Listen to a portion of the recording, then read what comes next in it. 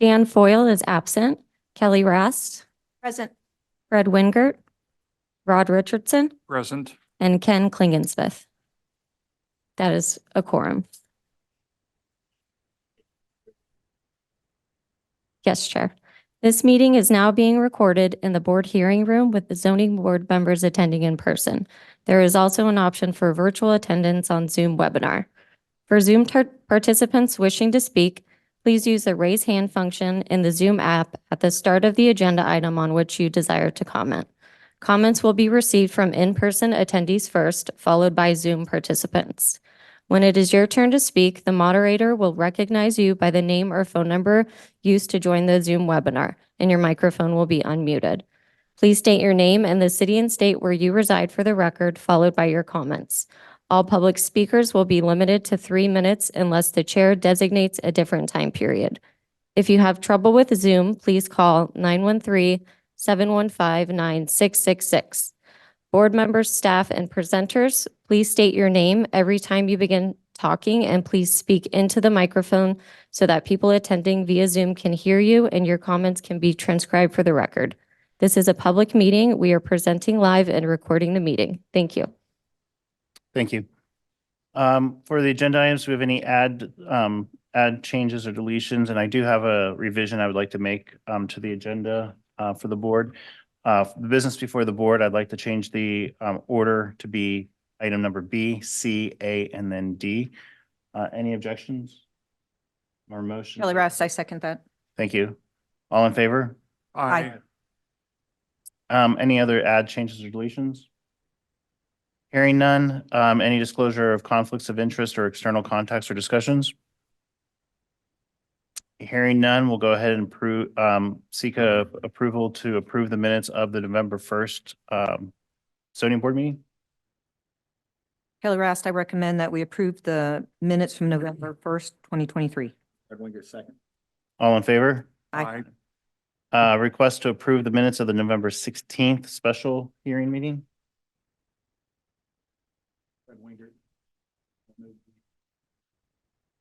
Kelly Rast, second. All in favor? Aye. Fred, your speaker's not on. Okay. Any board reports of the county commissioners' actions and the planning commission? Yes, good evening. Thank you, Chairman. Zoning Board Member Sean Penley.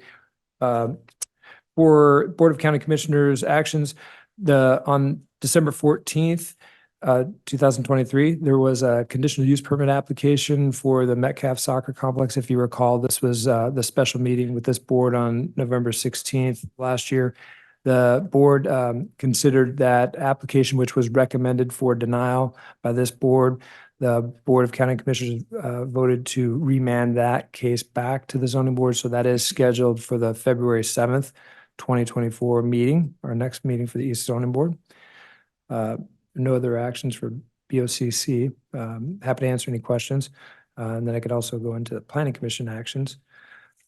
For the last Planning Commission meeting on December 19th, there was one item for public hearing, and that was regarding the amendments to the rural comprehensive plan for the New Century Air Center and Executive Airport Land Use Compatibility Plan updates. If you recall, we talked about both of those airports do have compatibility plans associated with them. So any actions, planning and zoning actions in the cities within 1 mile of either airport require review and approval by the county. Those cases go to the Airport Commission and then have to be approved by the Board of County Commissioners. So the draft plans were presented to the Planning Commission. They recommended no changes to those plans. We have a study session with the Board of County Commissioners tomorrow in this room. And then following that study session, those updates will be scheduled for approval and adoption by the Board of County Commissioners. We anticipate sometime in February. So happy to answer any questions. Any questions, staff? Great, we'll go ahead and move to the business. Thank you, Sean. We'll move to the business before the board. Application number E23346 FPAU, the final plat that has been continued to February 7th, 2024. So we have no business on that item and the application number. We can then move to application number item C on the agenda, E23363 SPOX. KDHE's air monitoring site at the Heritage Park at 159th and Wildmore. Staff report, please.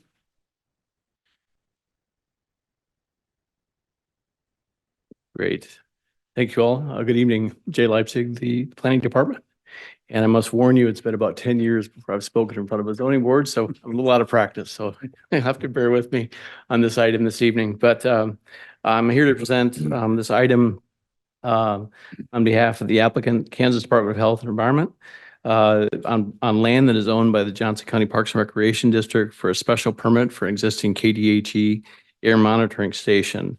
I've got some graphics here on the board. You can see here, this is 159th Street, just south of the area. The air monitoring station is located in Heritage Park.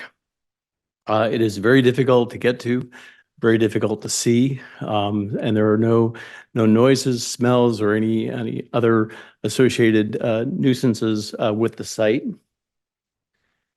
This is a better view of it, of an aerial plan there. It does sit quite a ways back off of 159th Street. It actually lines up with Flum as you move south on 159th Street.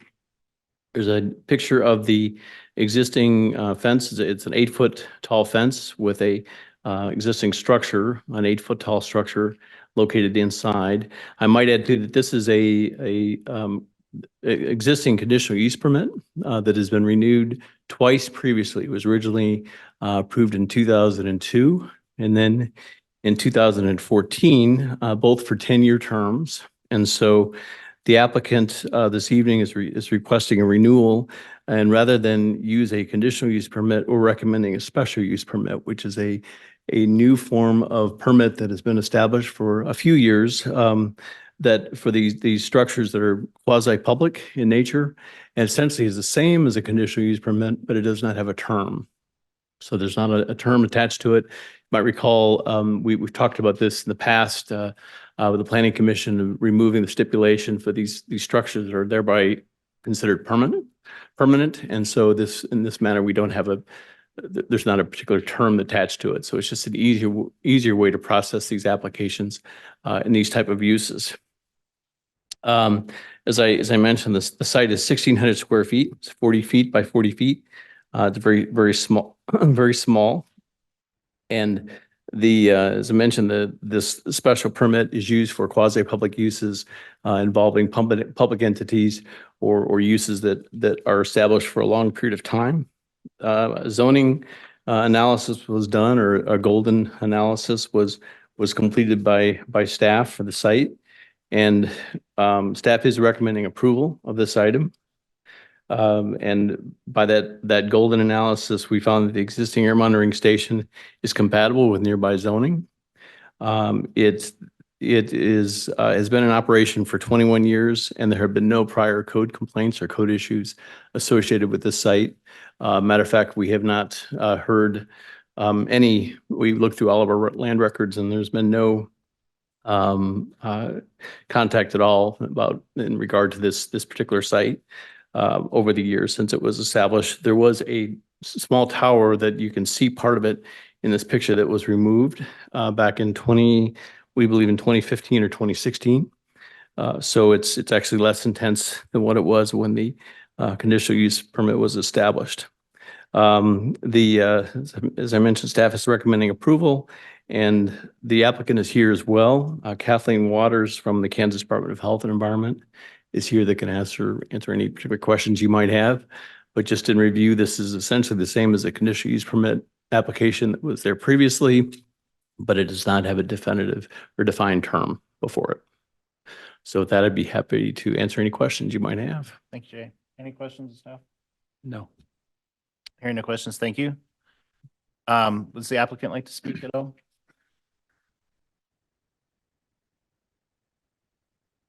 Any questions of the applicant? Hearing none, is there anybody for public opinion or comment? No, not for this item. We'll go ahead and close public opinion discussion among the board. Any? Taylor Ross seems fine and appropriate to move into the special permit section. This is Ken, I would agree. We have a motion. Kelly Rast, I move that the board approve application number E 23-363-SP for a special permit for an existing KDHE air monitoring station for the reasons and terms recommended by staff and set forth in the staff report. This is Ken. I will second that. All in favor? Aye. Hearing, everyone in agreement, this will go to the Board of County Commissioners. Mr. Chairman, this will be before the Board of County Commissioners on February 1st, 2024, 9:30 a.m. in this building, in this room. Perfect. Thank you. Thank you. All right, next we'll hear business before application E 23-310 CUP AU conditional use permit renewal for 19220 Knoll Avenue. Sean, thank you. Staff report. Thank you, Chairman. Sean Penley, County Planning Staff. This is a request for a conditional use permit for Advanced Baseball Academy Athletic Facility located at 19220 Knoll Avenue. You may recall this application has been before you twice. There were two public hearings held last year, one on September 6th and then one on November 1st. The presentation ready. Just as a reminder, the site locations at the southwest corner of 191st Street and Knoll Avenue. As indicated here on the aerial photo, the CUP boundary is the north half of the property, approximately 10 acres. And the overall parcel is approximately 19.8 acres. The south half of the property is not included within the CUP.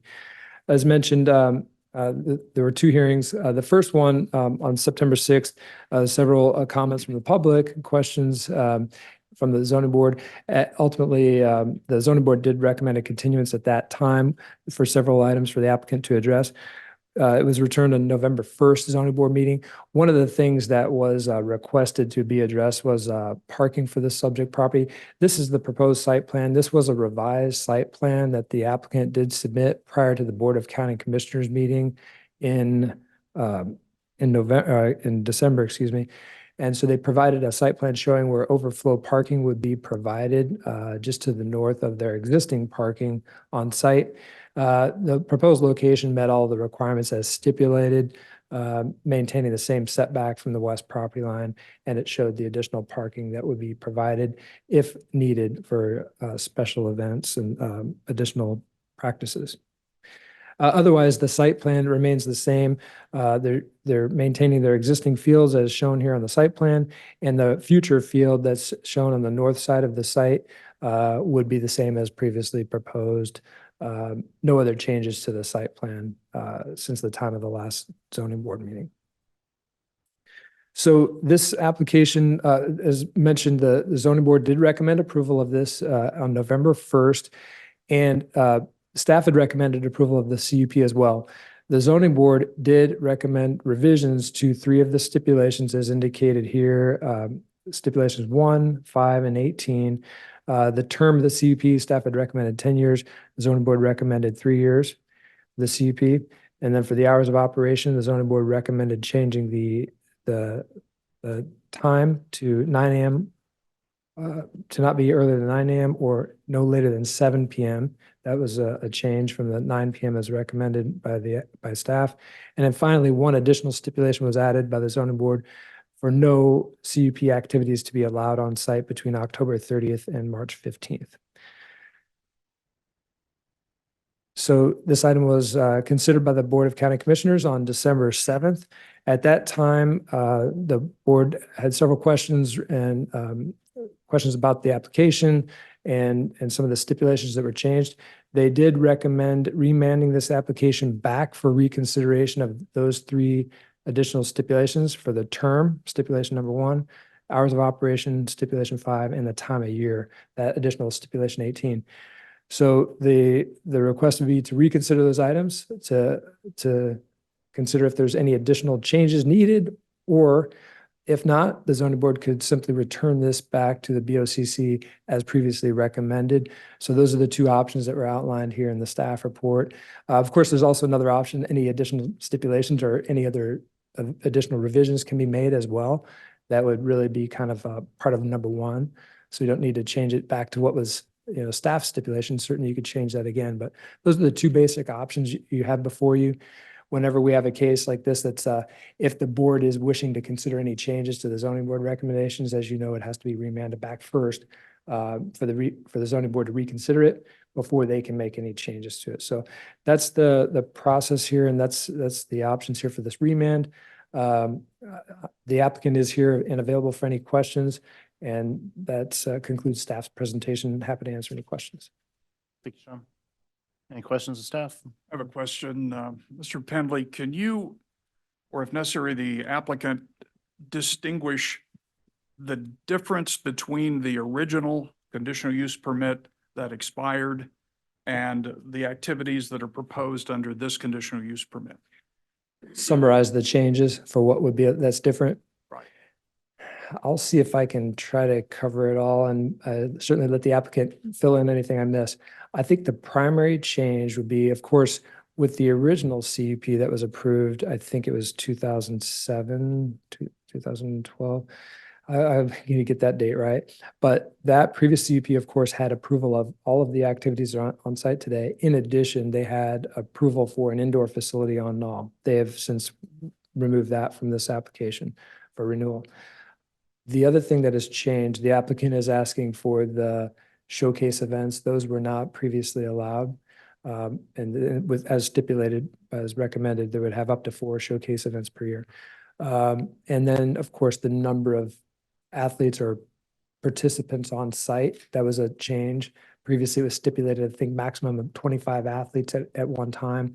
But because of the way they operate and do the practices, there could be more than 25 if another team is coming and getting ready to warm up or to get ready for the next practice. So that changed to up to 60 people allowed on site at any given time during an individual practice. Those are the primary changes from the original approved CUP and this request for renewal. More activities, more people, basically. Essentially, yes, those are the primary changes. So it's fair, would you agree that it's fair to state that this conditional use application is not identical to the original use? It's not identical in terms of the operations, no. That answers my question. Thank you. Any other questions of staff? This is Kelly Rast. I feel like, and I'm going to repeat myself from past times, but I think it's worthy that the board, staff, we all need to address the complexity of this case, which one being what took place with the multiple votes. So the history of this is that twice, zoning board has never passed this on 191st. When it got passed the first time, it was done by the BOCC. The second time when we passed it, it was under the terms that we felt a more appropriate location was on Metcalf. And we voted yes for the CUP on Metcalf for the purposes of vacating 191st. No building, vacating the property. And that's been kind of twisted and changed. And I did watch the BOCC meeting, and I think it's unfair to the people, and I had already addressed it, that was my mindset and I think a few others agreed with that when we voted yes for Metcalf, it was to vacate 191st. So when, can't remember if it was Commissioner Fast or whoever asked you about that stipulation about vacating, you had mentioned that, well, there wasn't anything to say they couldn't come back. Our vote was what said they couldn't come back. And I feel like that has not been held up, and that also doesn't show much respect from the residents, their voices that, fought this for a long time. So I really have a problem with the fact that we're kind of just pushing that under the carpet, that whole point. Because that was my whole point of voting completely no against this back on 191st. And then also just sort of not, taking in consideration that they've been operating on that facility without a CUP. And then, yes, it's been saying it was expired, it wasn't renewed. But again, as Rod just said, they're asking for more. It's different. So this is one of those things where there are some real relevant facts as far as how the board needs to operate with integrity and looking at relevant facts of how we make decisions and stand behind those and not kind of just forget about those and keep bringing up, and allowing certain things to go forward. Because one of the biggest things that keep coming up, and we have another issue tonight, are all these commercial businesses that want to pop up on zoned rural property, and we're not listening to residents. And and I'm not for big government regulating private property a whole lot, but we do need to look at this. We need to look at protecting the voices of residents. And when I listened to the BOCC meeting on the ABA, it was more of what was right for the business. And I didn't really hear a lot of voices standing up for what was right for the residents and what was said at our zoning board meetings. So like in one of the examples too, and I know BOCC gets our minutes. I don't always think they read them thoroughly, and they have a lot of stuff, so they probably forget part of it.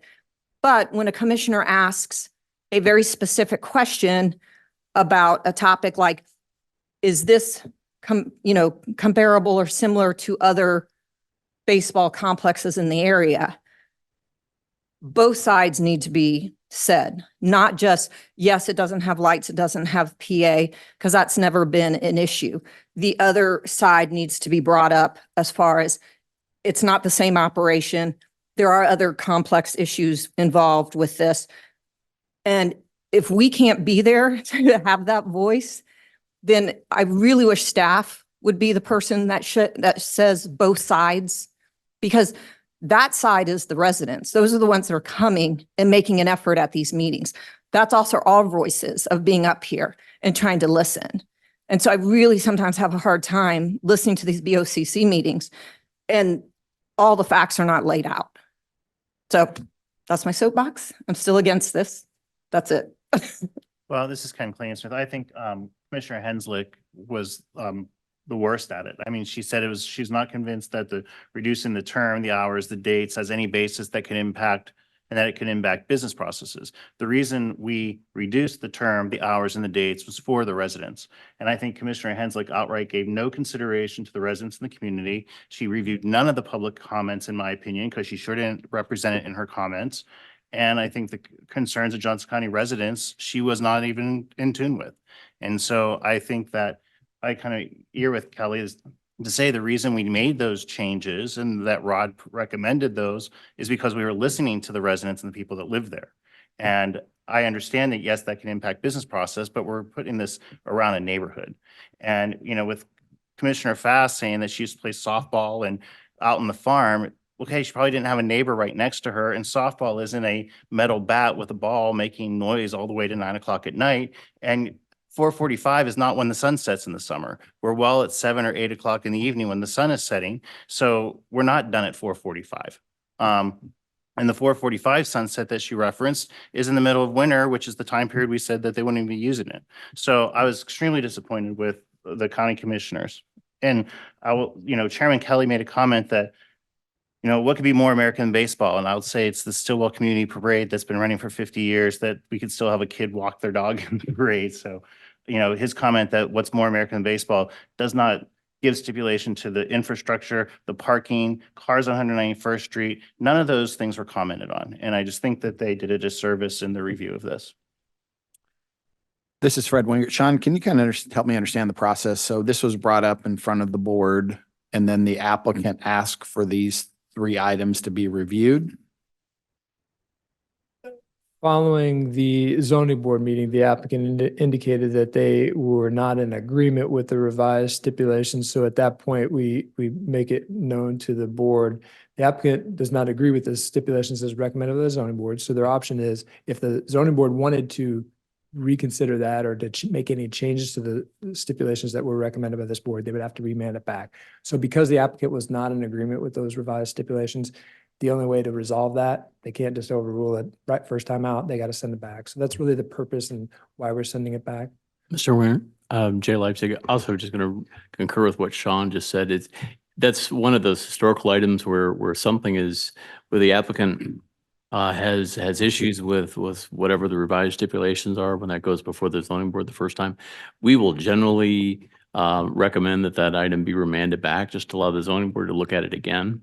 That's just been a courtesy that we have offered throughout the years. There's a historical precedence for that as well. So that's part of the reason why that was why that happened. So Fred, when you're in, so after our meeting, the applicant came back and said these three were their concern areas. Is that right? Correct. That's correct. Okay. Yeah, these three are the only stipulation that they have any concern with. Okay. And I would, Kelly made it, this Ken claims that he made it clear in his comments at the board that the CUP activities shall be allowed just on the site not be allowed on the site between October 30th and March 15th. He was not in support of that. And that was an area that he was concerned about limiting that because after all, what could be more American than baseball? Mr. Chairman. Thank you, Mr. Chairman. I'd kind of like to walk back through this because one thing they ask us to do is to remand and for consideration on these 3 points. And I think we probably all share the sentiments that I certainly do that have just been expressed. So I don't need to add to those particularly.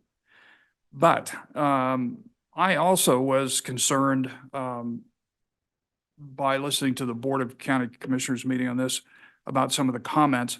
And I take no umbrage at any of the commissioners, but Commissioner O'Hara did her best clearly to bring up the fact about the original promise that if we approved one in the past, the other would go away. She made that point. She made note about the CUP having expired. She made note of the nature and character of the Stillwell area, the Stillwell plan. So clearly the sentiments of this zoning board were expressed very adequately, in fact, very, very well by Commissioner O'Hara to the other commissioners, but it was also clear, other than Commissioner Ashcraft, who kind of went along because you're the commissioner for this area, which I think is appropriate, to give that particular weight. The other county commissioners didn't. But what I found interesting was this has been mentioned, but Commissioner Haslick says, well, look, these limitations, these 3 limitations, the only thing we did was hours of operation, months of operation, and one other. The permit term, which I think is the most important, basically said, well, this could impact business. I went through again this afternoon, I went through virtually any of the applicable zoning regulations under conditional use permits, under rezoning, under rural zoning, under everything I can find in the zoning regulations of this county. And I didn't find a single thing that said the county commissioners of this board should worry about the economic business operations of anybody that brings a plan before us. That is not what we're here to do. If they come up with a plan that says, this is going to be great for our business, that's great. But if it's bad for the surrounding property owners, it violates the conditions that would be imposed on them or whatever, we're not concerned about business. So message one I would deliver to the county commissioners is this isn't about business and doing what's necessary to make an extra buck for these folks who may want to amplify the use of this property. I love baseball, played baseball. No objection to baseball. Kelly's right. There's nothing more American than baseball, but the question has nothing to do with it. This has to do with what this use is on this property.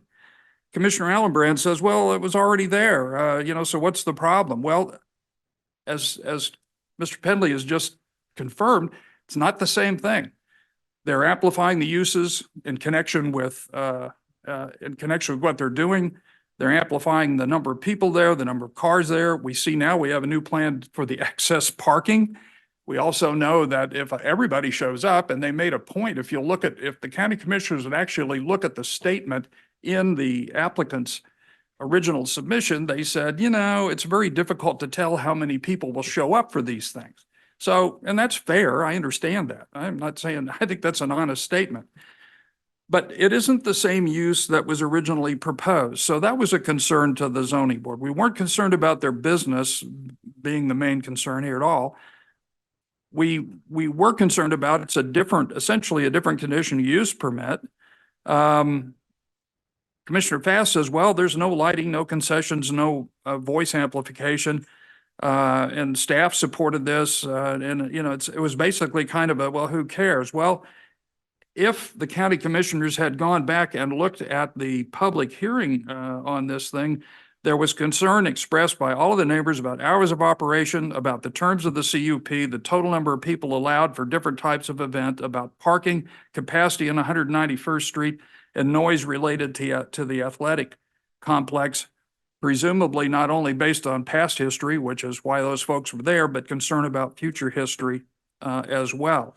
So, you know, it's a different animal than what we had. So the county commissioners can't say, well, it was there, what's your problem? You know, it's just rubber stamp it and go on. Commissioner Kelly, and I agree with him about baseball, but again, that's not the point. He says, well, the date allowances are too narrow, but yet the limitation on the activities that the applicant wants to do that I suggested, well, you know, and why did I suggest we limit the operation in the winter? Well, because the applicant told us, he says, well, gee, from mid-October through mid-March, there is a minimal activity on the subject property. For most part, practices end by the third week in October. During this time, maintenance will be done with seeding and fertilizing, et cetera. They don't use it. So, and maybe somebody will show up and hit some fly balls or whatever, but that's where that came from based on what the applicant told us. So now the county commissioners is saying, well, that's too narrow. Why? That makes no sense whatsoever. I would endorse Commissioner O'Hara's comments. Commissioner Allenbrand said, well, we haven't had any complaints, so you know, terms okay, hours are okay, time for activities okay. I just underscore what I just said. Commissioner Haslick's, you know, it could be a problem for the business owners, and that no reason to reduce the CUP was given. That would only reflect that Commissioner Haslick did not read this or did not understand what the property owners around here had expressed and what this board had expressed about some concerns. So where does that lead me? Well, it's like, all right, I went back and I thought, okay, based on what the county commissioner said, I must not understand what we're doing here. But I went back and looked at conditional use permits, and this, I'm making this statement because we're going to get another remand back here before long of the soccer complex, and we're going to be talking about these same things. So conditional use permits are for uses that are not normally allowed in these areas. In this case, it's rural residential. Why? Because they can have an adverse impact of uses upon neighboring land in the community. And I'm reading from Article 23 of the zoning regulations. It says conditional uses produce unique and special impacts because of their location, design, lifespan, size, method of operation, traffic circulation, and similar characteristics, which impact public, private facilities, et cetera, and have to be considered individual. That's why we make individual permit requirements. It says the board may deny requests which fail to satisfy standards and requirements contained or not in harmony with the purposes and interests of these regulations or the health, safety, or general welfare. And it says we can place reasonable conditions and restrictions relative to the proposed use which address the establishment, construction, maintenance, and operation of the conditional use as is deemed necessary. Why? For the protection of the public interest and to secure compliance with the standards conditions contained in these articles. Well, that's what I thought we were doing. Now it says a conditional use permit can be issued for a maximum period of 10 years. I know from having been on this board for 24 years before I got back on it, and from having been a land use lawyer for 50 years, that is a maximum. And it is true that most of the time, when there's no problem, you just rubber stamp the 10 years. But I want to point out that's a maximum. And nothing in here says that can't be reduced. In fact, what's the next sentence say? A longer or shorter conditional use permit period is required. If a longer or shorter conditional use permit is required, that can be imposed, or a longer or shorter conditional use period is specifically stipulated by the reasonable conditions and restrictions placed on the conditional use permit after findings have been made based on aspects of the application. So we have the power to impose these few limitations that we did. Why did we impose them? Well, I go back to the same regulations in Chapter 23. It says conditional uses have to be designed, constructed, operated, buffered, screened, and maintained to be harmonious and appropriate in appearance with the existing or intended character of the general vicinity and will not be incompatible with the character of the area. There's no other baseball operation anywhere near here. For anybody to say that this is completely blends in with this area, in the middle of a rural area, doesn't understand what a rural area is and needs to go back and read RUR. This is where we have extended parking already in the site plan. We have significant numbers of people that may show up. We don't know how many, and now we're expanding it to these showcase events. Fine. So, you know, I just point out the second one is that it has to be compatible and not will be hazardous or, listen to this closely, unduly disturbing to existing or planned future neighboring uses or zoning. Well, I think it's reasonable to think about that. You notice we didn't recommend denial. We said, okay, but we want to put a couple of restrictions on this. Another one, or the last one I'd point out, is that, you know, we can control activities which happen to result in dust and noise, traffic, and there's other things, but we have the right to control these particular things. So taking all this into consideration, what did we do? And I hope the county commissioners are listening to this. It says, we said, well, why don't we cut the hours of operation from 9 p.m. to 7 p.m. so that the people that live around there, or whoever may future build homes around there, are going to have a little more time in the evening, because if it shuts off at 9 p.m., it really means 10 p.m. because there's some closeout time that's reasonable. 7 p.m., they're done by 8. People could go out and have a nice time on their deck or whatever they do in the area.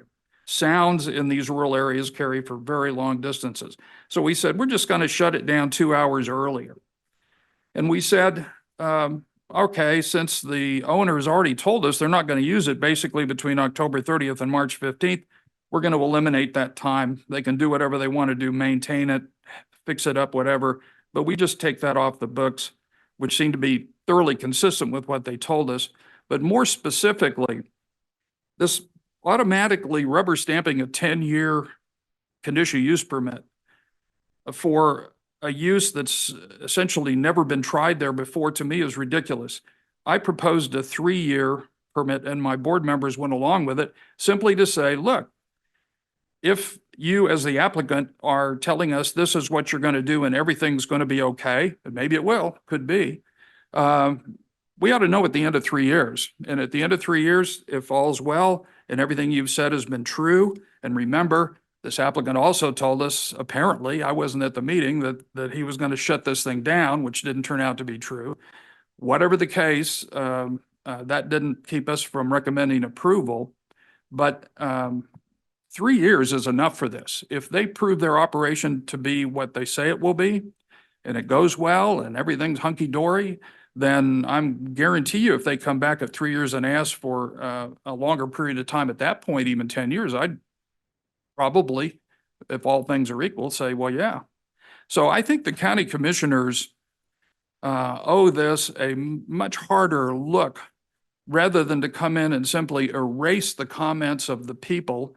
And as Commissioner O'Hara correctly pointed out at the meeting, you know, this isn't just out in the middle of nowhere. This is part of a community. And I don't think the commissioners often realize that, you know, if you will, a gunshot out in the country, you could hear for 6, 7, or 8 miles. In the 75th and Metcalf, you can hear for a block. What goes on here radiates in many, many directions. And I don't think we were remiss in any way in considering all these things, considering the increased use of the applicant of this site, which could be significant, we don't know for sure, by simply saying, we're going to take a couple hours away from you at night. We're going to give you 3 years to prove it up.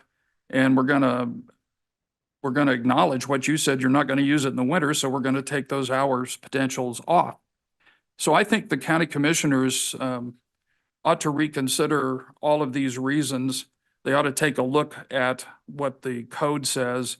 They ought to take a look at the public comments, and they ought to come back and say, you know, the zoning board made a reasonable recommendation. If they do well, 3 years they come back, it's not going to be a problem.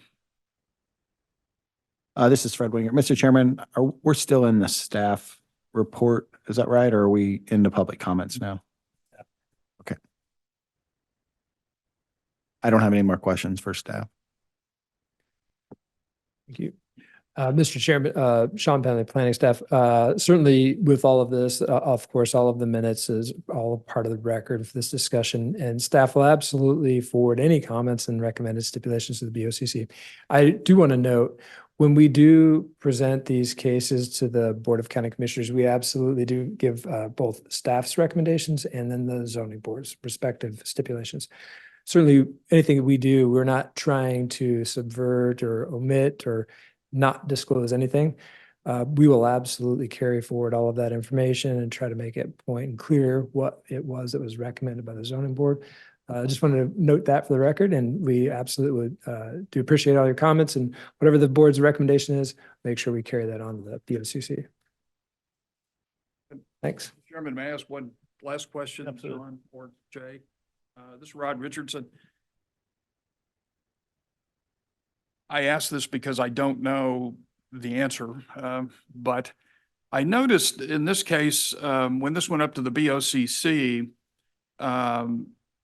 you made the specific point of saying the staff supports the remand on these questions. Is that normal?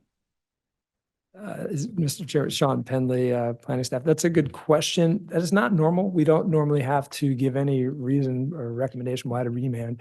If an applicant requests it, certainly we let them know that. The board does ask, and in that case, they did ask me specifically, does staff support that? We indicated we did support it just because the applicant is requesting it. And if the board is to make any changes, they have to remand it. So we were supportive of the remand just so that the board could fully consider it and address it. And if they want to make any changes, it has to come back. That's why we recommend. Mr. Chairman, Jay Leipzig, just to concur with what Sean was saying, and Commissioner Richardson, yeah, that is what I was talking about earlier from that historical perspective. Generally, if the applicant has concerns about the recommendations that were made, when that goes before the BOCC the first time, if they don't accept it, and then staff is generally supportive of a remand. It's not every time, but at least in my memory and my tenure, that is usually the case the first time. Right, okay. Right, typically on a remand, we don't necessarily have to have public opinion or hear from the applicant, but I would be happy to, if the applicant had anything they'd like to say or comment on, we can hear them now. Thank you. Is there anyone here or for public opinion? I don't think we're having a public hearing on this, are we, Mr. Chairman? Because if we go back and do that, now we have notice requirements and everything else that, I think this is simply a remand for discussion by the board. Is that not correct? Mr. Chairman, Jay Leipzig, yes, I think I would agree with Mr. Richardson there. I think you give the opportunity for the applicant to speak and staff, and I think to be the most restrictive, it would be probably the most prudent way to move forward. Thank you, Rod. Mhm. Okay, so then we'll have discussion among the board.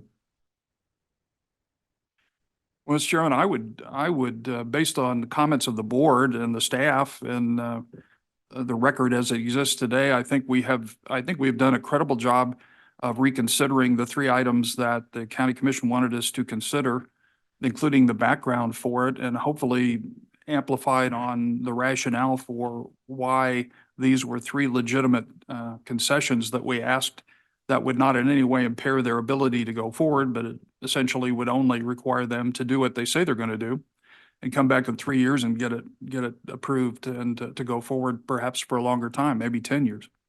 So I would move that we advise well, let's see, how do I want to do this? I guess my motion would be that we simply reaffirm our original motion, our original decision that this be forwarded with recommendation for approval with the stipulations proposed by staff, including the three revisions which we proposed the last time. Before we get a second on that, is there any additional discussion? This is Kelly Rast. I was a no, even with the stipulations,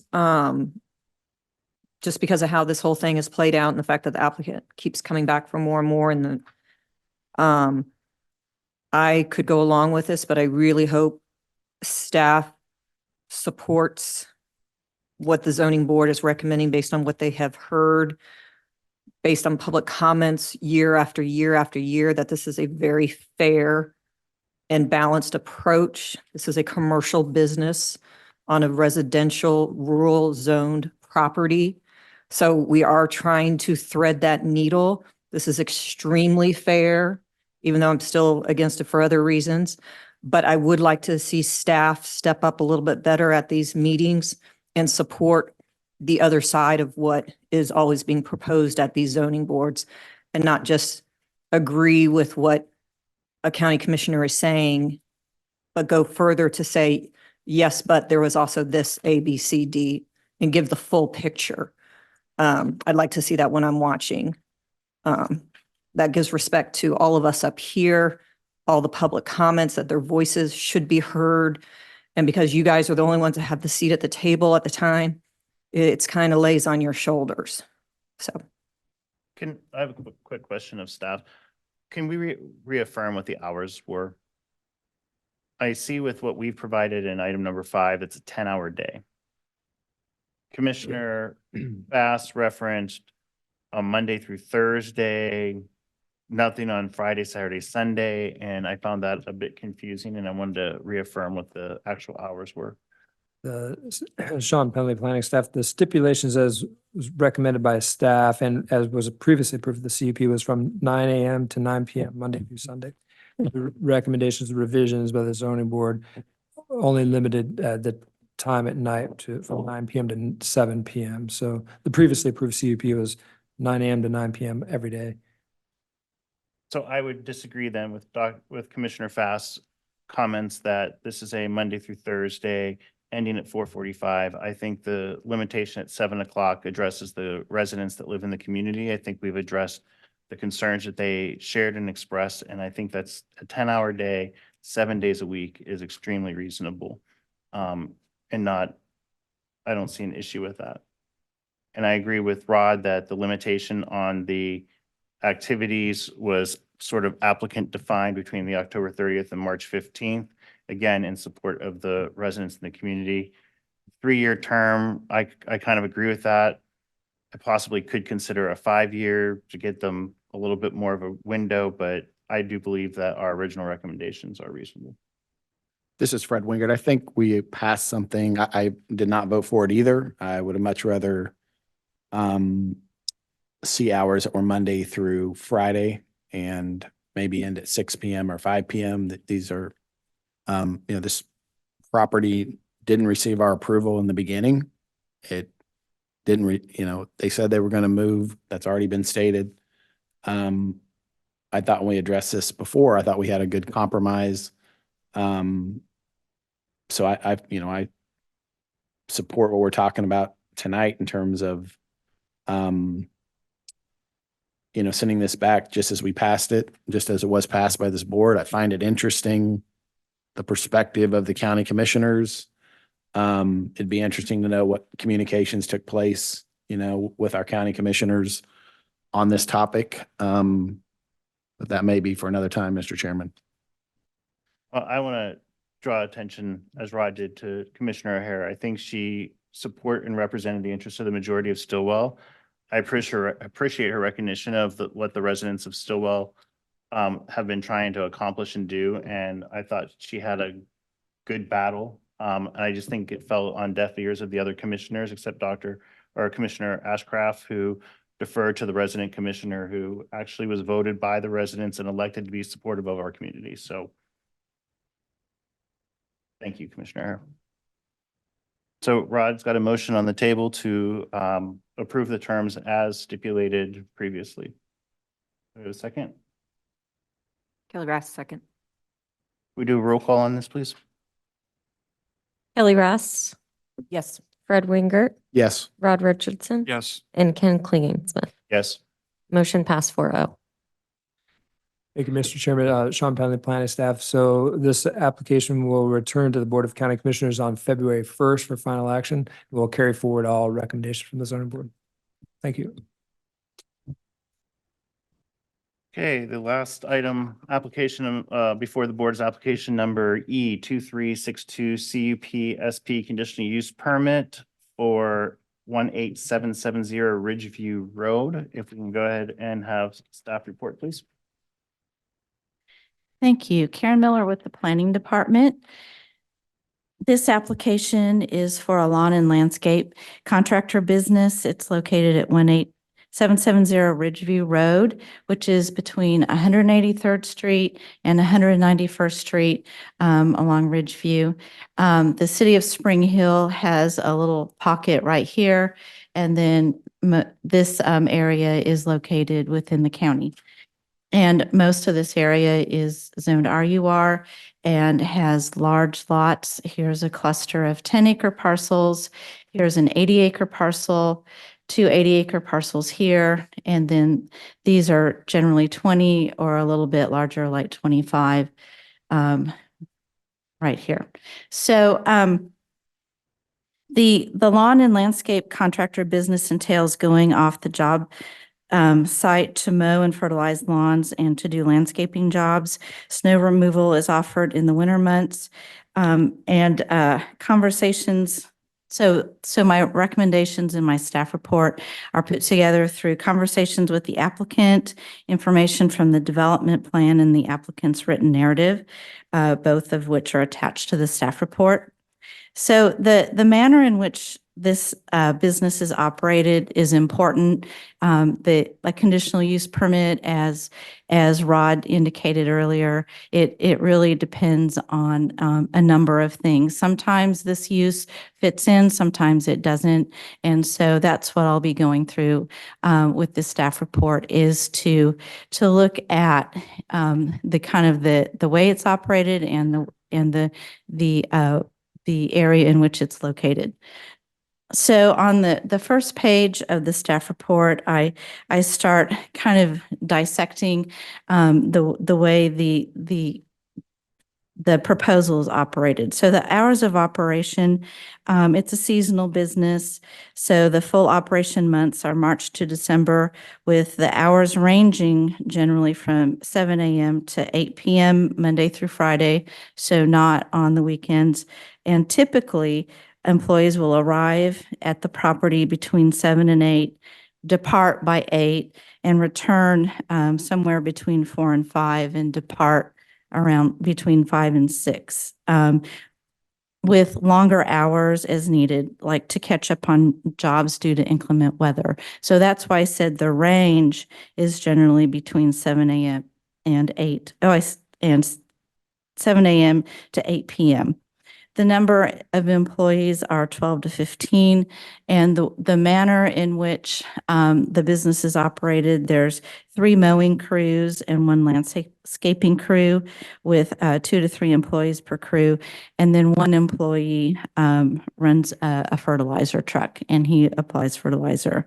So generally, there's dispatching from the site. The employees typically, they show up, they grab join their crew, grab the vehicle that they're taking out, and they exit the site and are gone until they return after all their jobs are done around 5 p.m.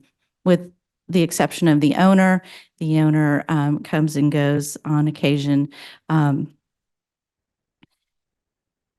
So generally, from my discussions and from this information, I deduce that there's approximately 10 to 15 round trips per day generated from this business.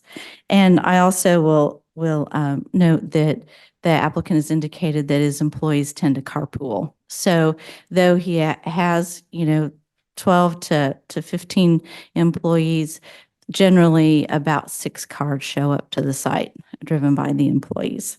There will be outside storage. The applicant is proposing a new 120 by 120 foot gravel lot for outside storage. And within that storage, that'll include the employee parking. And then that gravel lot is shown on the development plan. So I'm going to pull that up.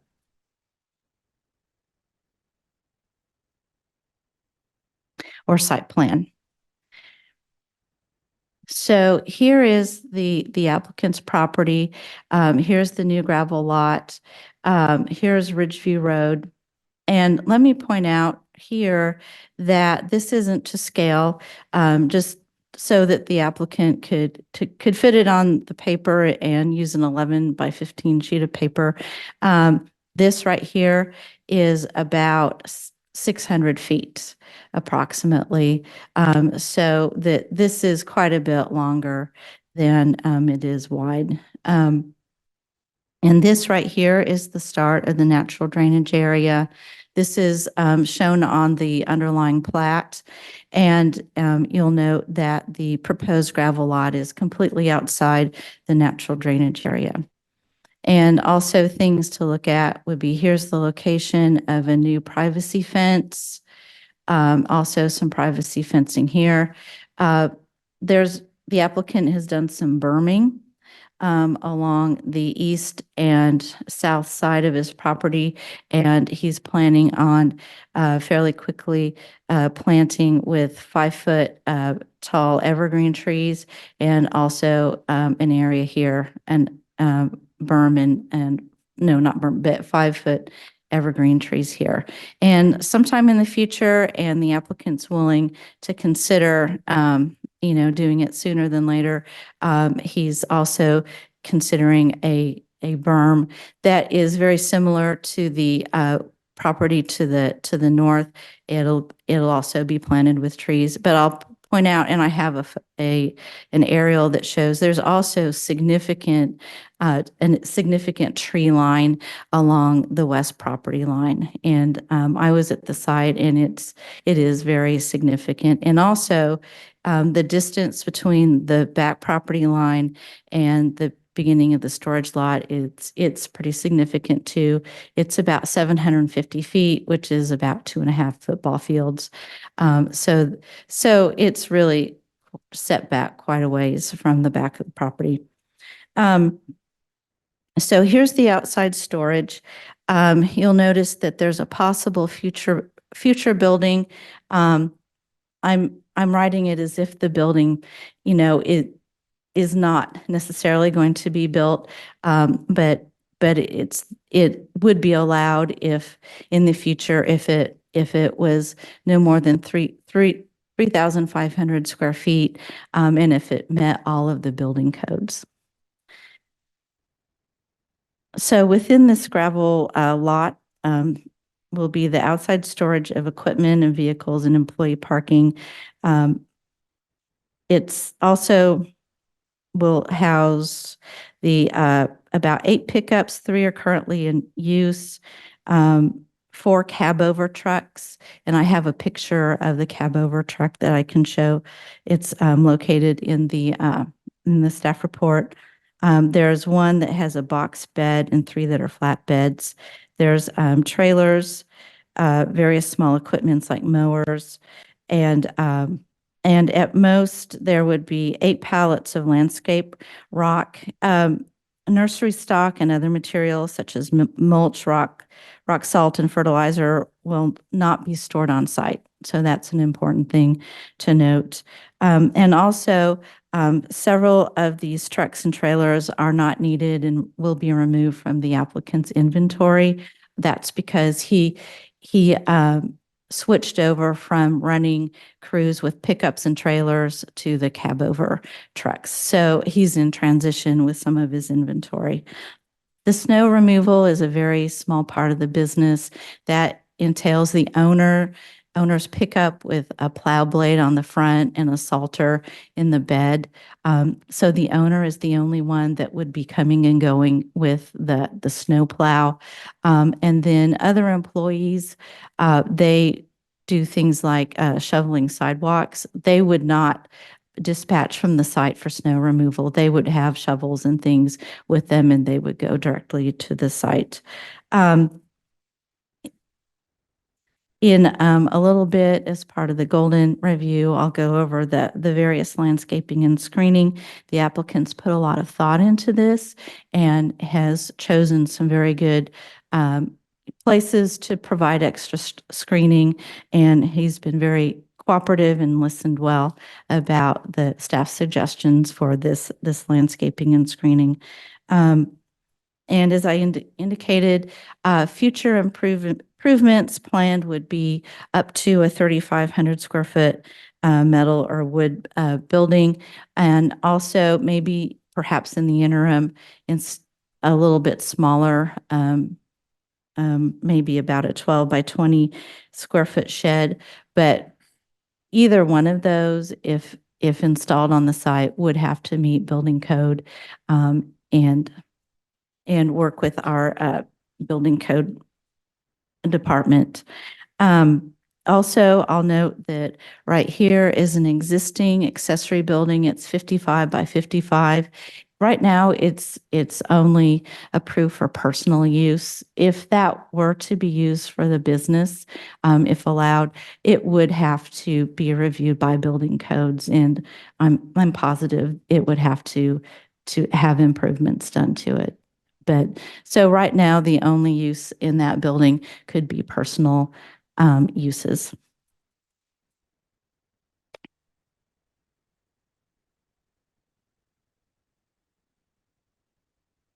So now I'll talk a little bit about the infrastructure serving the site. There's a 6-inch water line along the east side of Ridgeview.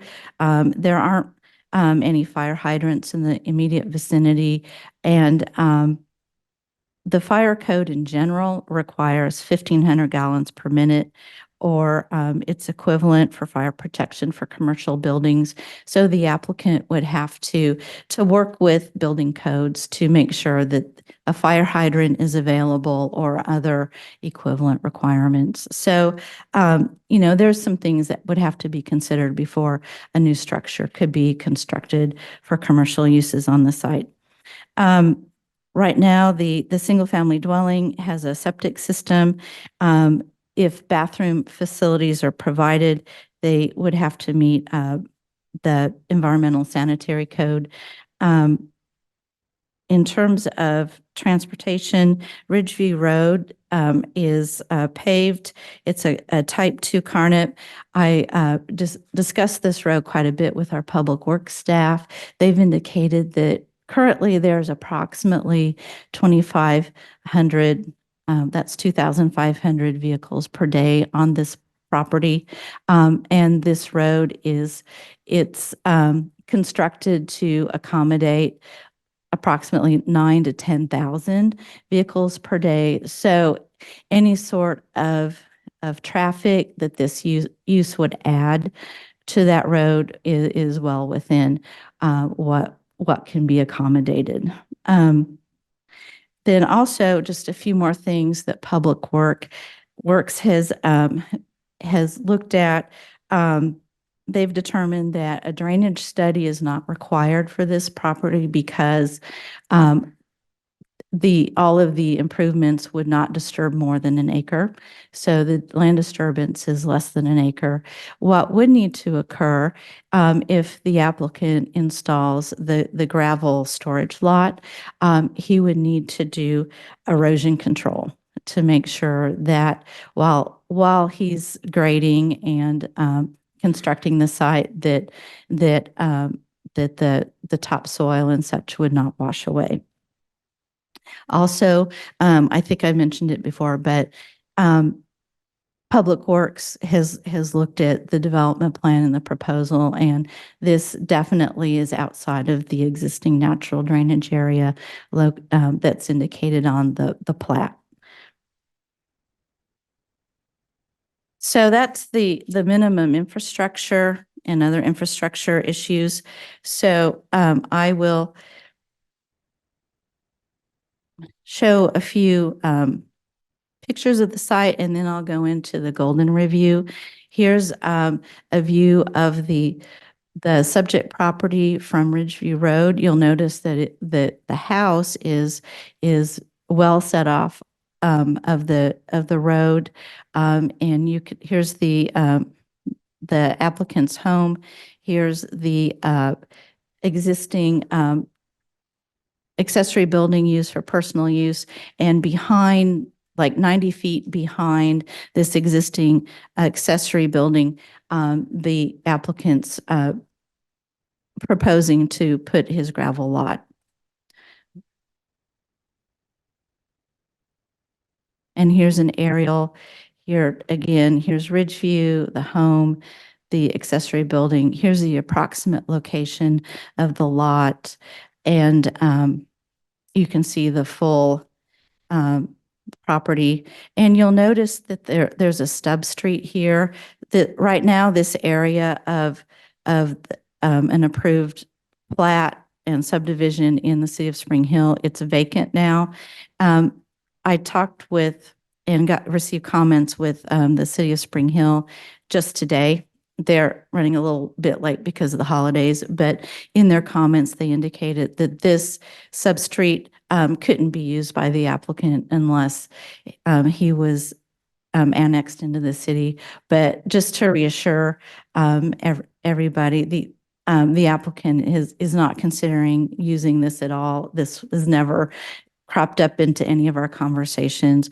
All of the activity will be located here in this one spot.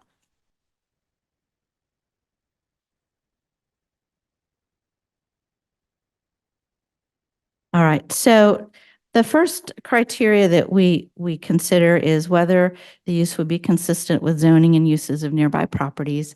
So this zoning is an urban density located in the city of Spring Hill, but all of the other areas, for the most part, are rural zone properties with like either open space or agricultural uses or large lot residential.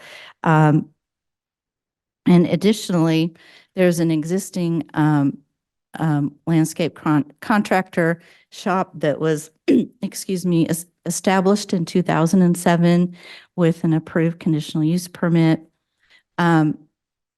That particular business, it is currently looking to move to the city of Spring Hill. They are working on a site plan with the city of Spring Hill, but it's there, and it's been there since 2007 for a very long time, and with very few complaints about this particular business. So in terms of this particular thing, staff considers that the proposed lawn and landscape business as proposed is limited. It's a low intensity use just because we have a very few number of employees showing up at the site in the morning, leaving and coming back. The lawn and landscaping operation will be conducted primarily off-site with only 4 crews and a fertilizer truck. As such, the proposed use will be consistent with the rural district zoning and the adjacent lawn and landscape contractor business, in addition to the surrounding agricultural, large lot, and vacant urban residential uses. So the second thing that we looked at would be, is this compatible with the character of the neighborhood? So as we mentioned, we have the existing contractor shop and yard to the north. So that first thing has set the character of the neighborhood to the north. It's also, the subject property is also located within a cluster of 10 platted lots with areas of at least 10 acres that front onto Ridgeview Road. And then north of this cluster are several even larger parcels. So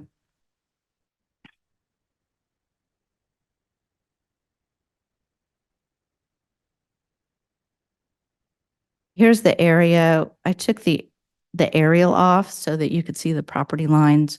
So here's what I'm talking about. It's located within a cluster of 10-acre parcels. These are 10-acre, 10-acre. And then to the north, here's an 80-acre parcel, like about a 20, about a 25. These are 2 5s. These are 10-acre parcels, and here's 280. And then there's some smaller in the area lots. These are about 1 acre lots that were created, before our current regulations were adopted. And then just to acknowledge yet, and there's also this urban density zoning here. But as I indicated, the actual activity of the business is located well away from this property line with, 750 feet and some very dense screening. So, so then also, this is the same area, and I put the aerial back on. And so here's the property, and you can see that there's, compared to, here's the existing homes with an urban density. Compare that to the rest of the area around the proposed business. It's farm fields. Maybe there's large lot homes, but there's also agricultural uses surrounding these large lot homes, but there's a lot of open space. And so planning, looking at this, we consider this to be a large lot area, which means 10+ acres, with definite rural character. We've got these large lots with these agricultural uses. So a small scale landscape contractor business will be compatible with the existing adjacent landscape contractor business and the rural character of the area. That's the planning's determination for this particular criteria. Then the next one would be criteria number 4. That's kind of important to look at. That would be the extent of detrimental effects to nearby parcels should the conditional use permit be approved. So typically with this type of operation, detrimental effects would be in the form of views of the outdoor storage yard and also increased activity and noise. The application, as proposed, addresses these concerns as follows. So there will be a significant amount of screening. And so right now there's a lot of screening as is. So here is the applicant's property. And then I did another aerial without the property line because I noticed that the property line was kind of lying over the existing trees in the area. So here would be approximately where the storage yard would be located. So on the north side of the property, there's already a pretty dense evergreen tree line established. And then there's on the adjacent property, but there's also another one. It's a little bit hard to see. There's another tree line that's established, and the applicant will provide even more of the tree line here. And then on the south side, there's a substantial tree line along the south property line. And then you can see the berming that the applicant has already done. And the applicant will supplement this with additional 5-foot evergreen trees set on a maximum of 15-foot centers. And that will add a significant amount. And then also, we already discussed, here's a major tree line. And at some point, here is the existing berm to the north. A similar berm could be installed here at the back of the applicant's property. So the applicant's done a really good job of considering where the screening should be placed. And then also,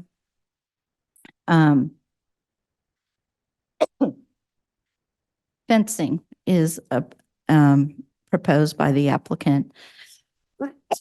Excuse me. So a new wood privacy fence would be installed to screen the southern views of the storage lot. Excuse me.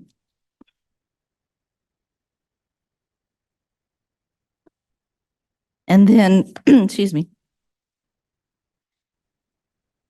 Activity and noise is also another source of impacts on surrounding neighbors.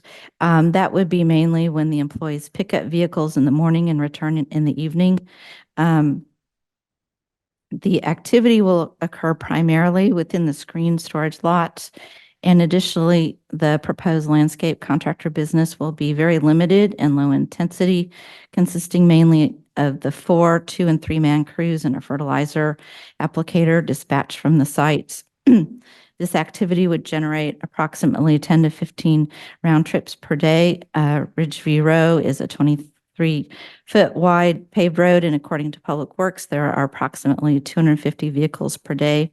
So these trips will be, negligible compared to the existing traffic on the road.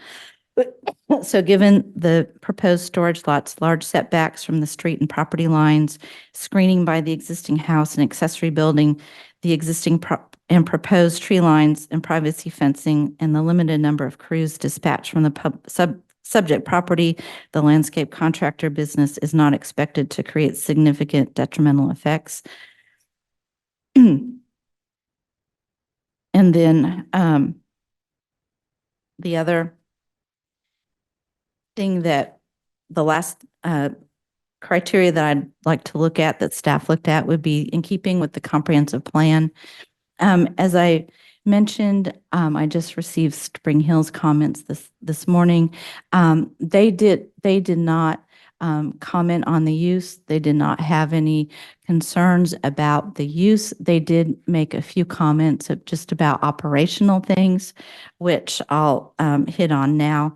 The city's comments are in the packet that was distributed to the board and the public earlier in the meeting.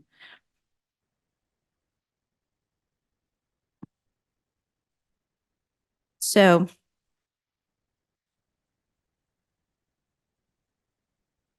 one comment that the city made was about the stub street that I mentioned. That would be their first comment. And as I mentioned, the applicant has no intent on using the stub street that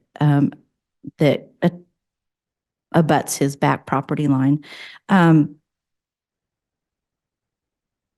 second comment that the city of Spring Hill made was that they would like to see more screening along the back of the property. And so that's why the applicant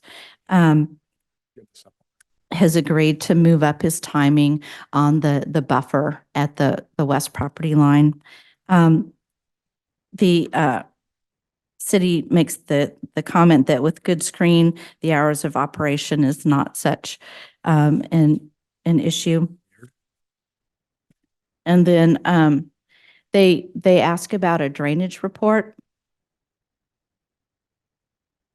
And I conferred with our Public Works Department, and as I indicated, a drainage study is not required for this because the land disturbance is minimal. It's under an acre. And also Public Works also indicated that the way the property drains, it does not drain to the west. The water from the gravel lot would not drain west towards the city of Spring Hill. And then also they just asked if there are any requirements for larger size septic systems due to a commercial use. And the way a commercial use, if there is a building built for this commercial use, it would be required to have a bathroom, and that bathroom would have to meet environmental sanitary codes. And at that time, the engineer or whoever's working with the applicant would size that system.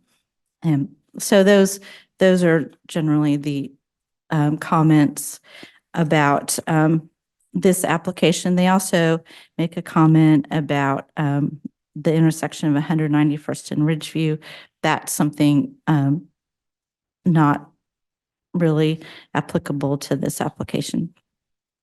And so that's the Golden Review.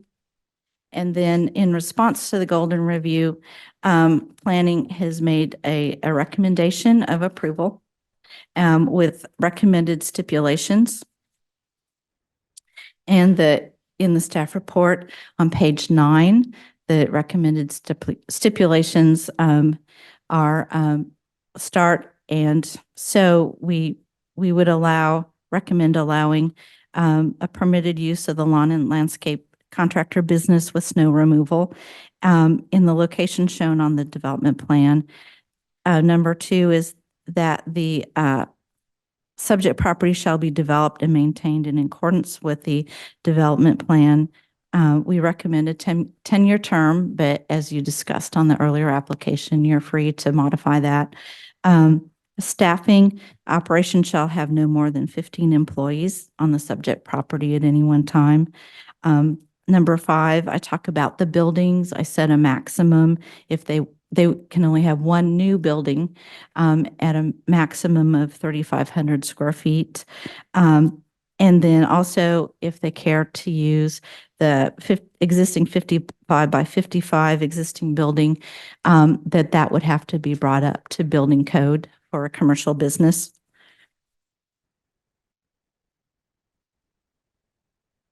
Six outlines outside storage and employee parking. And it sets out that the outside storage of vehicles, equipment, or material associated with the business shall only be stored within this parking lot, this gravel lot. And then I set out things that could be in that parking lot. It could be cab over trucks, pickups, trailers, up to 8 pallets of rock, 1 trash dumpster.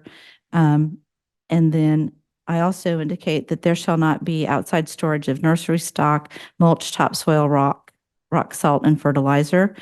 And employee parking shall only be within the gravel lot. Let's see, 7, only 1 driveway entrance per the plat. 8, signage has to conform to Article 20 of our regs. 9, there's no retail sales of anything. 10, the operation hours, I give that range. We talked about 7 a.m. to 8 p.m. Monday through Friday. Trash and debris, 1 dumpster is allowed. 12, landscaping and screening. I set out a timeline. The wood privacy fence shall be installed by March 1st of this year. The row of evergreen trees that we talked about would be planted by July 1st of this year. And all landscaping shall be continuously maintained in healthy condition. If you are interested in the additional berm along the west property line, that would need to be added to this stipulation. Lighting, I put in the standard lighting stipulation that we often use.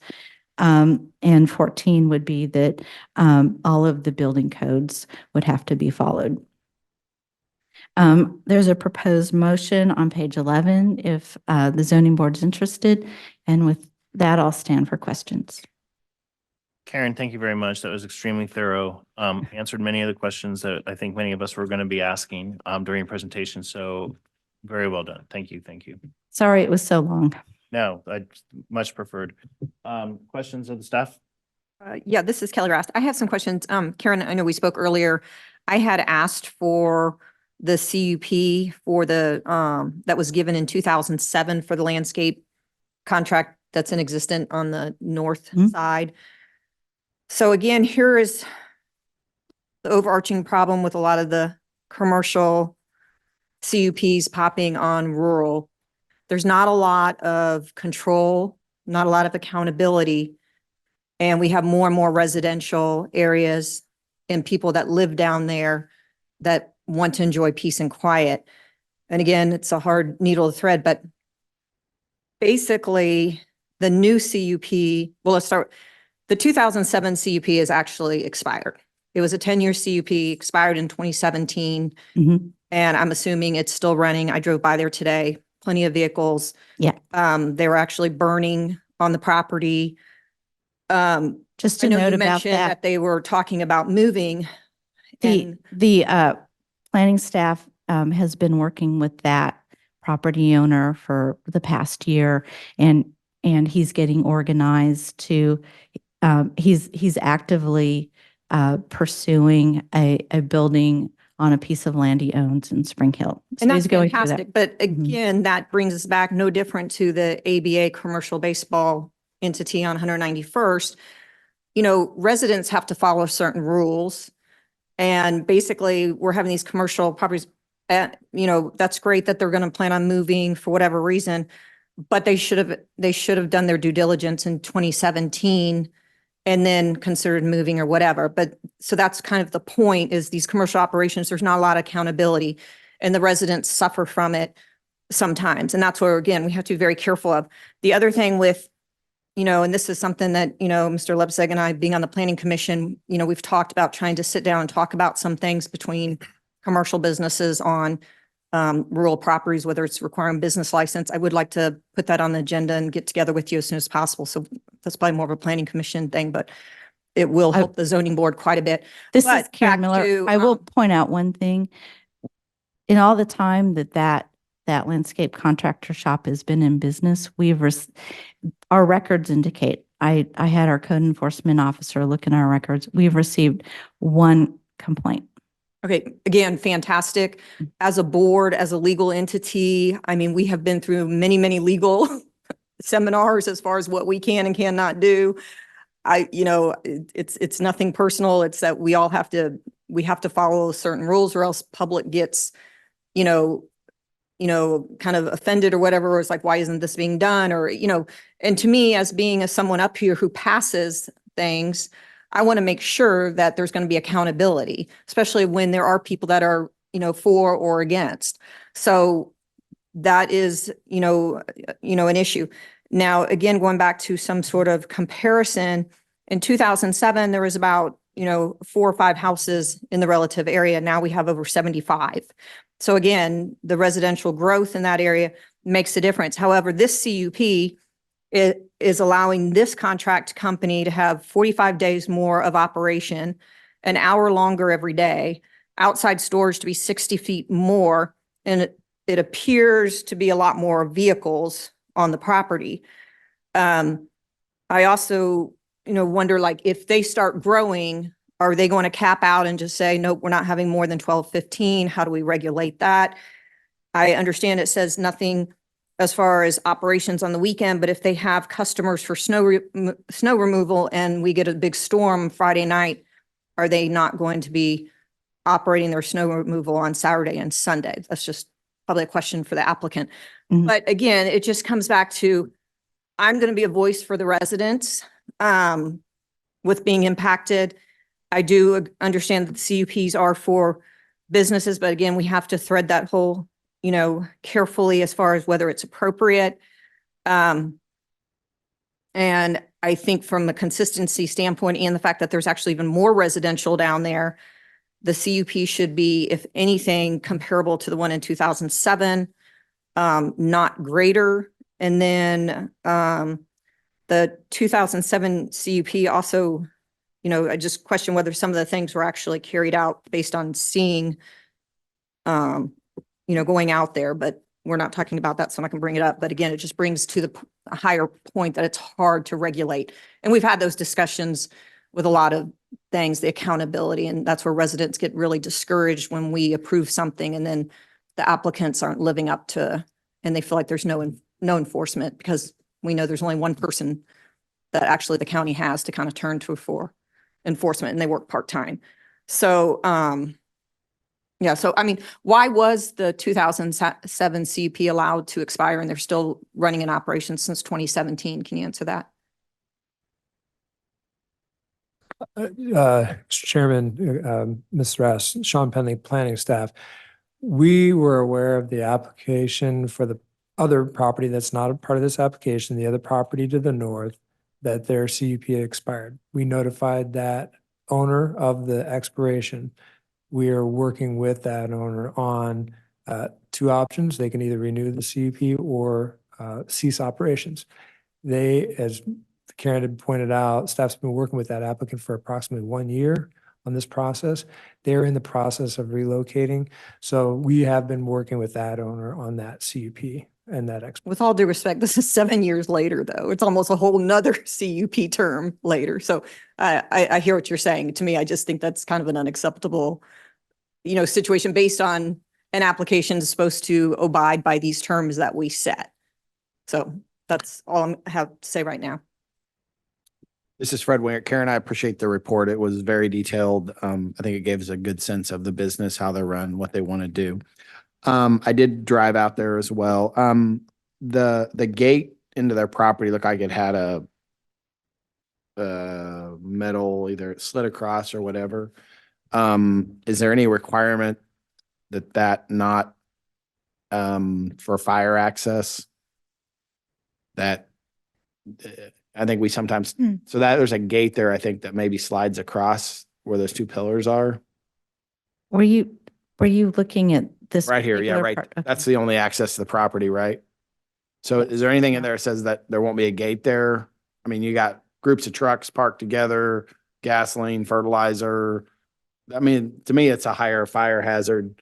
Is there any stipulation that says that has to be? Generally, sorry to interrupt, but generally, I think if there is a gate, there's a Knox box requirement. Okay. In some instances, I know we've done that but on other. I did not notice a gate when I was out there, so we might have the applicant, talk about that. And if it's just a matter of not closing the gate, I feel like he would probably be amenable to that. But I think that's a good question for the applicant. Okay. Again, Fred Wingert. So the fire hydrant concern, so back to my previous point, you've got mowers, trucks, fairly potentially combustible things. Is there any requirement? I know the fire department didn't comment, but is there any requirement, because they are kind of running a business, that they would put in a fire hydrant, or is there not enough power, PSI, whatever it's, I don't quite understand. There's only a requirement for a fire hydrant if they build a building. Okay. Or if they want to convert the accessory building for personal use to commercial use. Those are the only requirement. Okay. Okay. Thank you. Ken Klingensmith, real quick. The 3,500 square foot building that's 25 feet in height, they don't need, the property size allows that size of a building to happen without a conditional use permit. Is that correct? That's a good question. Yes, it's a 10-acre parcel, so they are allowed that. They are allowed any accessory building size that they want. Okay, thank you for that clarification. Mr. Chairman, Rod Richardson, just a few questions. Will they be allowed to store debris from storm removal on this site if they have to do so? The way it's written, I say that any kind of, let me turn to it. So, and that it would be an area if you would like to further restrict. You could also restrict burning, for instance. You're reading my mind while you're looking for that. Yeah. I mean, I certainly, my view would be no storage of storm debris on site, because that creates a fire hazard in and of itself, and we have no fire hydrant. Certainly no burning on site, because storage of storm debris would suggest burning. I assume there will be no fuel storage on site. Tell me as I go through these if you think I'm wrong, and no explosives on site. I don't know why there would be, but I raised that. Those are concerns that I would want to see in the stipulations in its present form. I don't see any reason for that to be there. So basically, no debris storage, no burning, no fuel storage, and no explosives on site. When you say debris, I'm assuming you mean limbs, grass, any kind of vegetation. Right. Now, if they're, Leaves. if they're recycling something or whatever, Yeah. maybe the applicant could speak to that. But what I'm thinking about is, we have a storm, we have an ice storm. Mhm. It's tough for some of these guys to get sites to locate and dump this stuff. They've got a great site to dump this stuff. I would Mhm. not want to see this to become a location or a charge for dump to other people just because they have a site like this, even for the temporary storage of this sort of stuff. So in terms of fuel storage, typically, I don't have it in here, but the way I address that is I say they shall meet all codes. So building codes has requirements for safe storage of fuel. So in my mind, I went through that and decided not to specifically call it out. It's just that if they store fuel, it would have to be done per building code. Which I presume would require probably a fire hydrant to be located nearby, although I'm not sure of that. I don't know about that one. All right. So noted. And there's no, I was a little unclear if there's no sanitary sewers here. You have a lateral field kind of reserved there on the drawing, but what about, will there be bathroom facilities or be porta potty or what, how do they handle that? I spoke with the applicant about that. Since they're dispatching from the site, they, arrive, pick up and leave.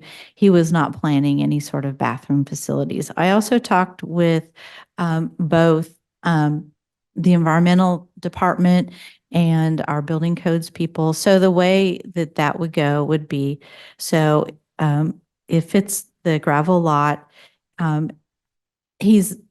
the applicant is not required to provide anything, but something like a porta potty would be allowed by the environmental sanitary code if it's serviced properly, which means renting from a service, and then they show up every week or two and service the porta potty. So that would be allowable by environmental sanitary code. Now, if a building is built, building codes would require bathroom facilities.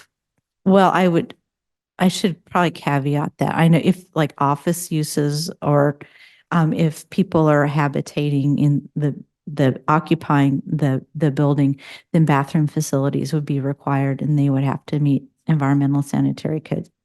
So. Thank you. And last question I have, I know it's I think stipulation 14, I don't have it immediately in front of me, but what exactly are they telling you they intend to do with exterior lighting, if anything, at this point? I'm not aware of any lighting that the applicant is planning, so I just always throw it in there just to be safe. But the applicant could mention plans for lighting.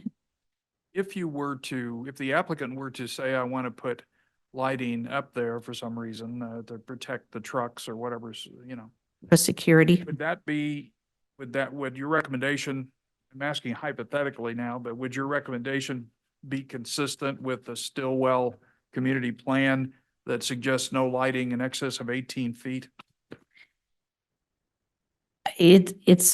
I believe it is. So it says all light poles shall not exceed a height of 18 feet. And I also say they shall not exceed the equivalent luminance of a 250 watt incandescent light bulb or 3000 K.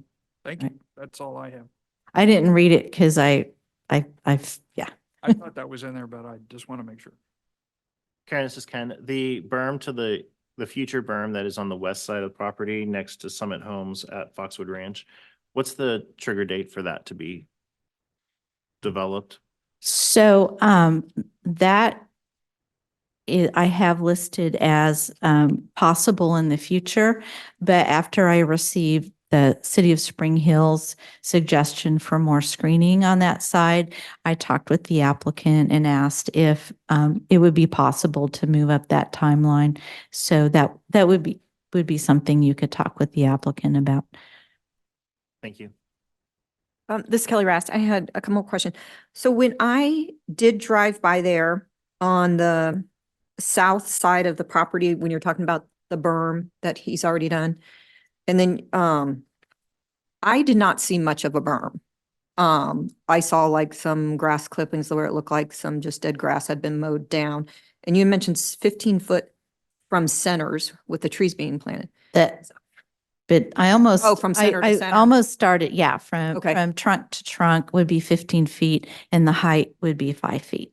Okay, I think we need some stipulations because I'm not going to assume that that berm is finished, but if it is right now, that would be completely unacceptable. You cannot even really make out. And on your drawing, the 12 is not marked with, is it a foot or I'm assuming 12 feet, 390 by 12 feet? Are you looking at the site plan? Yes, Okay, let me pull that up.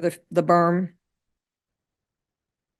So, here it says future berm 390 feet, long and 12 feet wide. Okay, so it's 12 feet wide. And I'll let the applicant correct me if I'm wrong. Okay, and then I'd like to see like a height. A you know, height basis for on the that berm? Because like I said, driving out there today, I really didn't really notice anything but chopped grass down there. It really needs to be because it looks like, and you know, again, the applicant can correct me, but most of the trees that are grown for screening look like they're on the other people's properties.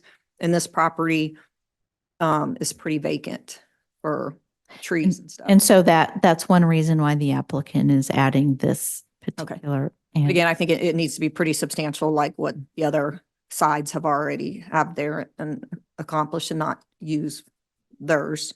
So, okay, that answers that. And yeah, I totally agree with, because there was burning going on that other property. That would not be good. So, okay, I'll save the rest of my questions for the applicant. Thank you. Any other questions of staff?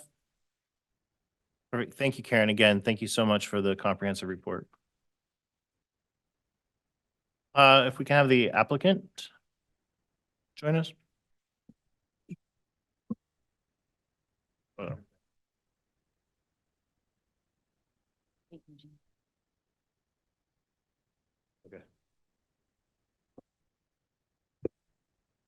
Peter King, 1877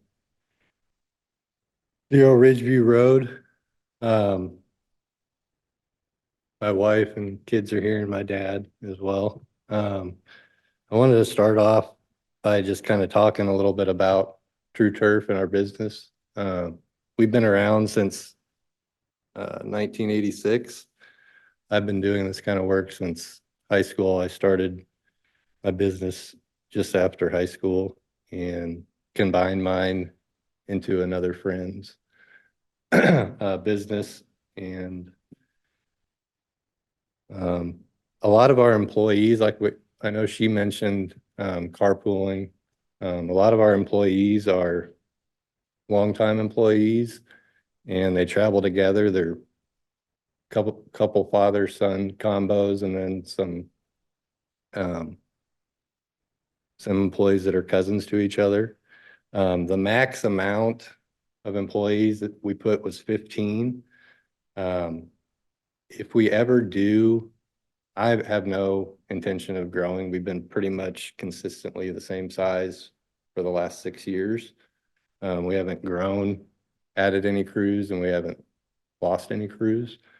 So my plan in the future, you know, if we were to have growth or grow, would be to move to a new location.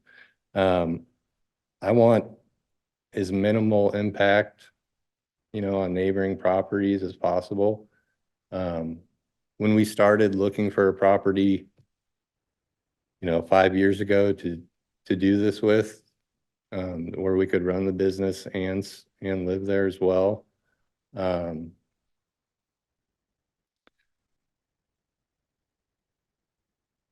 Sorry, I'm really nervous. I thought that would be the hard part, was finding it, and then we finally found it last year, and then now we're here trying to get it approved. So to answer some of the questions from, I can start with Kelly. The berm going down the south side, we constructed the berms last year. So along the south side, it had like foxtail that grew up, which is just a grassy weed. So it grew up, probably 2 feet, and me and the neighboring property both have dogs, so I just let the grass grow up high because they kind of like to run and meet each other at the gate sometimes if they're both out at the same time. I don't know the exact measurement of the height of the berm. I can measure it and let you guys know, but I think it's probably 2 or 3 feet tall. Going to the storm debris, I told Karen that we won't be storing any type of limbs or fertilizer, or I think she mentioned rock salt. We won't be storing any type of that stuff. And remember that. Oh, the lighting, we don't plan on putting any lighting back there. I don't think any of the neighboring properties have had any problems with theft or anything.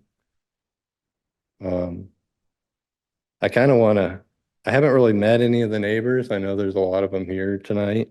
I met one of the neighbors, and I just want to let you guys know that, I don't want this. If there's things you want added, changed, additional screening, I'd love to do whatever you guys want to make it a win-win for both of us. I don't know if I know some of the notes that they provided. There's a picture, one of the neighbors sent a picture of my previous residence. That's currently a rental property. He was noting that he said it looked like there was trash on the property. That's a rental house, so. I don't know that I have any more, if you guys have any more questions. Thank you. Questions for the applicant?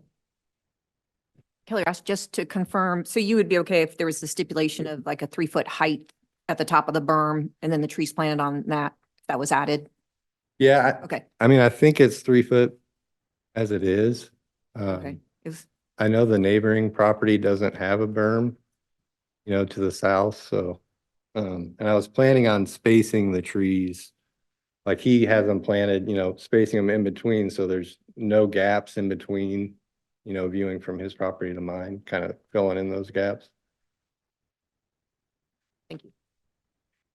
Mr. Chairman, Rod Richardson, just to clarify a couple of things. You've indicated no storm debris storage on site, correct? Okay.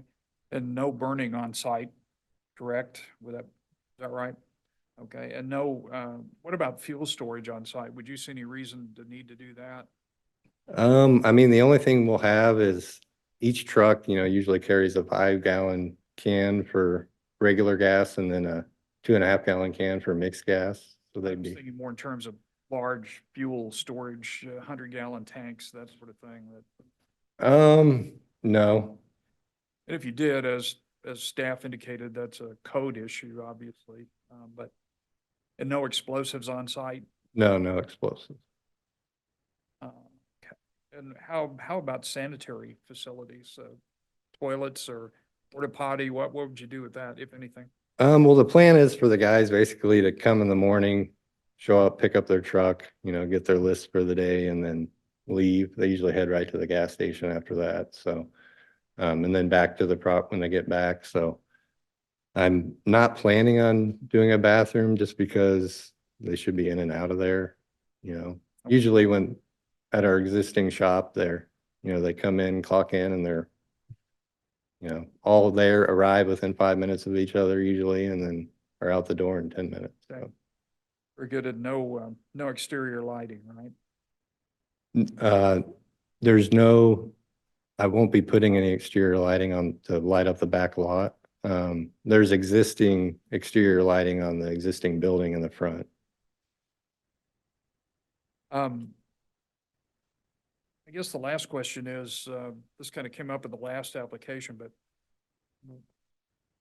given that you're not currently planning on building a building there, I guess, would a 5-year conditional use permit impair your operations in any way or offend you in some way? No, I mean, and I'm open to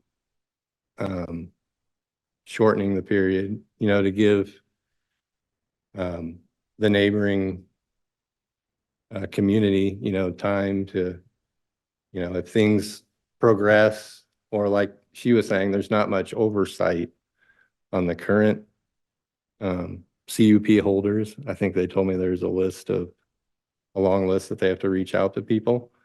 But I also think it's a good sign, you know, that over the last, was that 2007 to 23, you know, that's a long period of time to only have one complaint. So I would not be opposed to reducing it to 5 years. A, that's commendable, and B, I agree with you. I think with these conditional use permits, we allow a maximum of 10, and just to routinely hand out 10-year permits on uses that people aren't familiar with or that could be a problem really doesn't make a lot of sense. If things go well for 5 and then you want 10, then it would make sense. You know, if you see what I mean. Yeah. Right.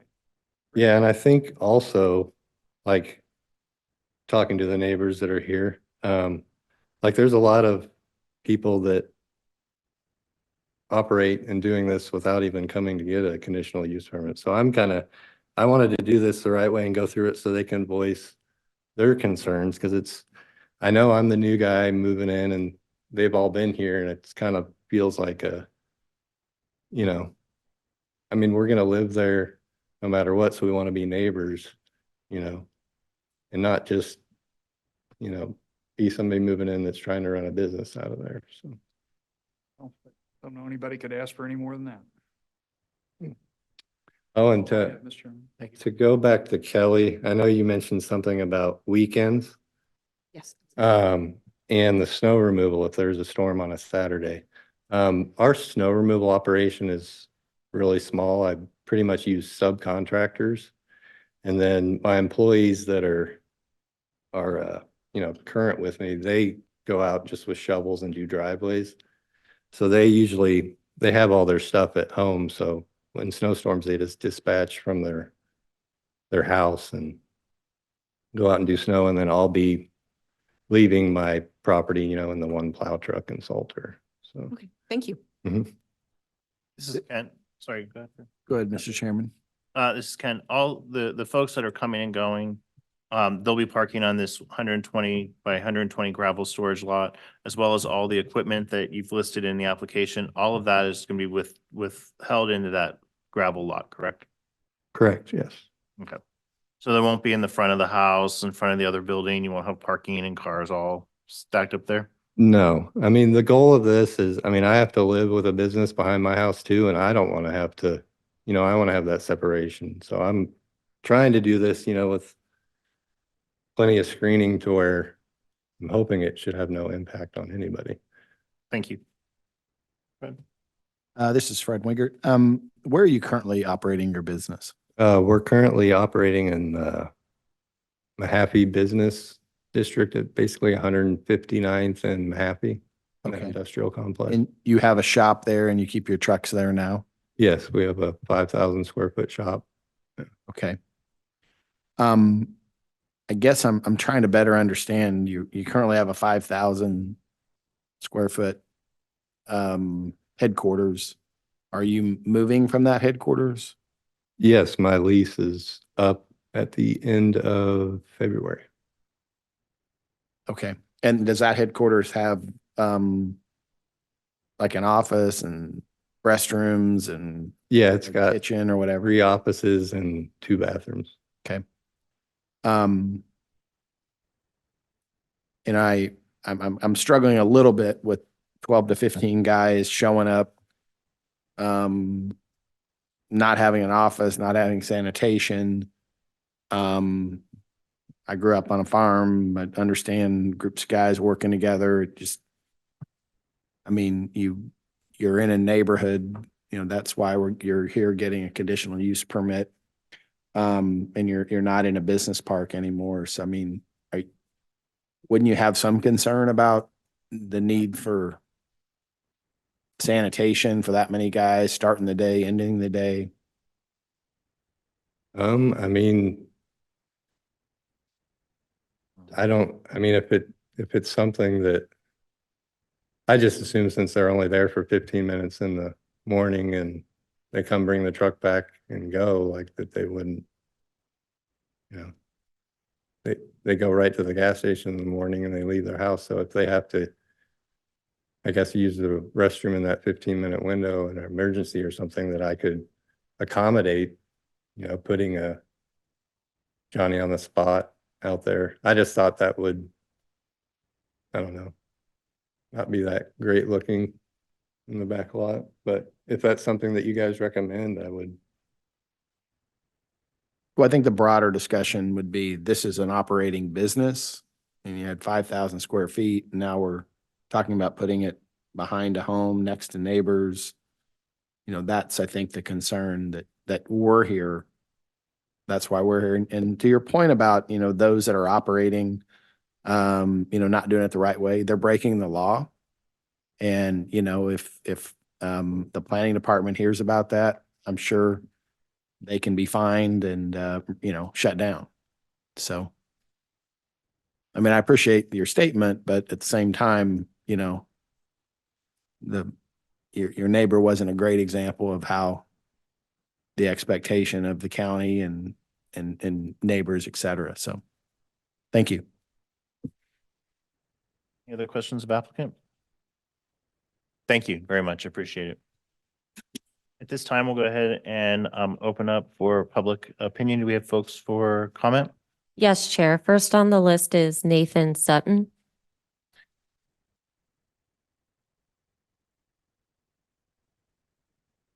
If we can come back to you.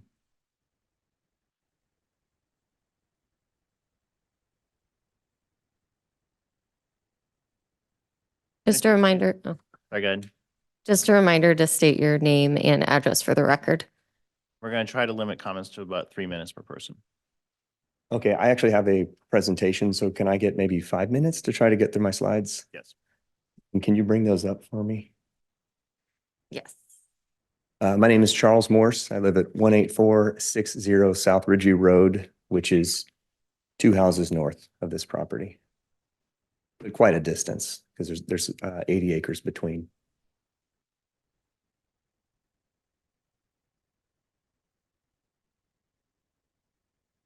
Are you controlling it? Got it.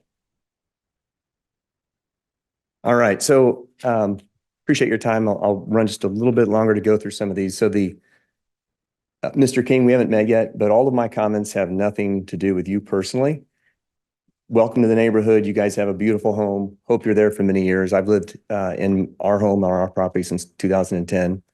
By the way, they will make you put in a fire hydrant if you build a building. I know from experience. But this has to do with, is a commercial use of your property appropriate in our area? So the factors for consideration, these are mostly golden, but incompatible with the character of the neighborhood. This proposal is incompatible with Spring Hill's comprehensive plan. It's incompatible with the zoning and current use of surrounding properties. And I would argue that a landscaping business operation is not a limited low intensity use as compared to agriculture. I've been there 14 years. I know what agriculture looks like, and we also know what landscaping use looks like, and they're very different. And the existing landscaping business to the north is not a reason or justification to double down on a second business in the same area.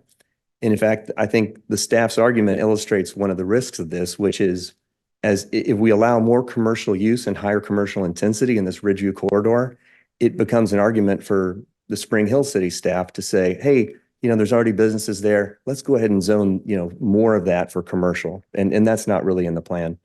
And denying this, this application generates no new hardship on the applicant. They already have an existing location, business with bathrooms and more square footage in an industrial location, which is wholly appropriate, and it'll be business as usual for them. So I'll try to run through these quickly, but from 175th to 191st, this is the Ridgeview corridor. It is the highest density of rural residential properties anywhere in the urban fringe of Spring Hill. So we have over 80 homes that have one thing in common. They're all sitting on 1 to 10 acre lots each. And there are no commercial businesses up and down this 2 mile stretch except for the existing landscaping business. There is a food truck business and a rental home across the street from me, but they don't have a permit and shouldn't be operating there. But it is a unique corridor. I think it's the reason that, this road, this section of Ridgeview is frequented by bicyclists and the Garmin crew every day, because it is scenic and it's residential and it's rural and it's bucolic and it's attractive. And that's what we want to preserve. In the Spring Hill Comprehensive Plan, this is a screenshot from their plan. You can see that this Ridgeview corridor is intended to be a rural zone and a suburban zone with no commercial development. So industrial exists west of Woodland Road, west of the railroad tracks towards the highway, and then commercial properties are to the south towards Spring Hill or in that industrial zone. Both of those are completely appropriate locations for this type of business. Here's a couple aerial views of mine that I've taken over the years, not specific to this, but I just dug them up. But this is a view looking south from my property, and you can see the property in question. It's surrounded by, directly to the south is a residence on 10 acres. Directly across the street is another residence. Directly to the north is another residence. And then, as the staff mentioned, to the west is a single family neighborhood, which will have a much higher density and use. And I'm sure they probably wouldn't appreciate, the additional landscaping activity in this area. And as was noted earlier, the sound really does travel. Here's a view from the west looking east towards Ridgeview. And you can see the property to the north where the existing landscaping business is today and what that looks like. And then the property in question in the middle. And then the Sutton's property is to the south with the pond on the right side of this image, and then the Patry families across the street. So one key thing about the 2007 conditional use permit, there were no residences directly next to the existing lot to the north where the landscaping business is operating today. So there were no neighbors. And as has been noted previously, the density of housing was lower at that time. And on that conditional use permit, it stated that they could have up to 4 employees. So much lower intensity. If this is allowed, now you're allowing a commercial business to operate directly next to an established residence, which is the Sutton property to the south, which is today, you can see they've got a lot of cedars looking to the west. They've got a pond, a barn, and, the constant sound of 15 trucks, 4 cab overs, 15 trailers, or eight trucks, 8 trailers, 15 employees, and a skid steer, which 50% of the time a skid steer is operating, it's beeping. And so every morning, every night, you're going to hear beep, beep, beep. And as we said, that sound will travel, and that noise of that diesel engine at 3,000 RPM to load those trucks, it's significant. And you're talking 5 or 6 days a week, 7 a.m. in the morning. You're going from waking up in the morning and enjoying a beautiful view out west to the sound of, a skid steer and maybe the view of guys relieving themselves outside. So again, landscaping use with the type of equipment involved, cab overs, pickups, mowers, trailers, and skid steers is not the equivalent of agricultural use. It's much higher intensity. All of us who pursue ag on our properties, it's just a few times a year when you're either planting or you're harvesting or you're baling, cutting, whatever it is. You've got maybe 1, 2, 3 guys out there. That is very, very different from a business which is operating 5 or 6 days a week. And I would say that those are just very incomparable. So in closing, just to restate my points, it's incompatible with the neighborhood character. It's incompatible with the comp plan, incompatible with the zoning of the surrounding properties, which are all rural residential for agriculture. And the existing landscaping business without a conditional use permit is no reason to double down on the noise, the diesel, the gravel dust that'll be generated on a 14,000 square foot new lot by a second business 5 or 6 days a week. And denying this application does not generate any new hardship on the applicant. It will only generate hardship for the existing property owners who now have to contend with a second business and the risk that their quality of life and their property value will decline. Thank you. This is Karen Miller. Yes, I would just like to point out one thing real quickly. I don't have that 2007 staff report in front of me, but I recall that it's 4 permanent employees allowed, but then like up to 12 or 13 seasonal employees. And so in writing the current staff report that you're reviewing, I just decided to get rid of that demarcation and just say at most like 15 employees. So I just thought I'd Thank you. correct that. For the clarification.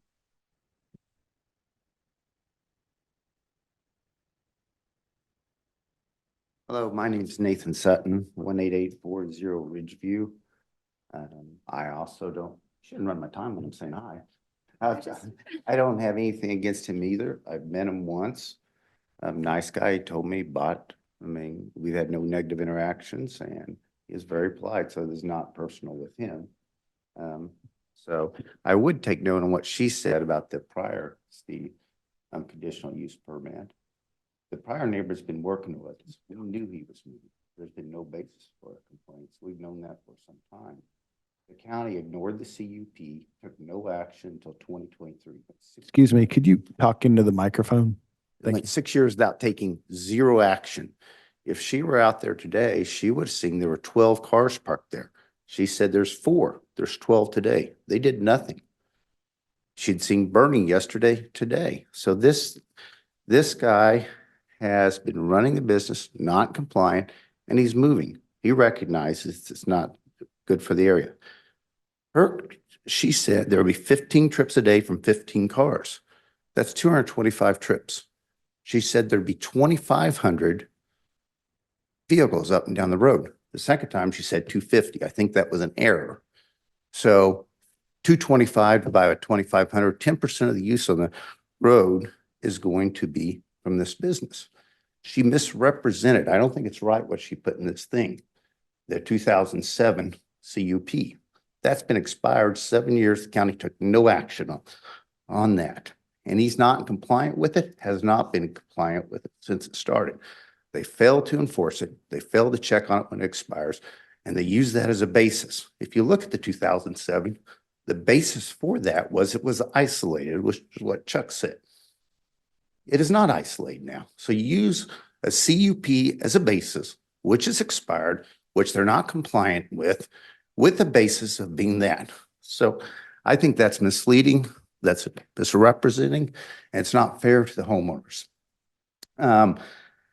Let's see, if you have 15 vehicles for 15 employees, you have equipment trucks, 4 large trucks, 8 pickup trucks, 12 trucks, 8 large pallets of landscape rock, snowplow, 2 skid steers, 15 mowers, verticutters, trash dumpsters.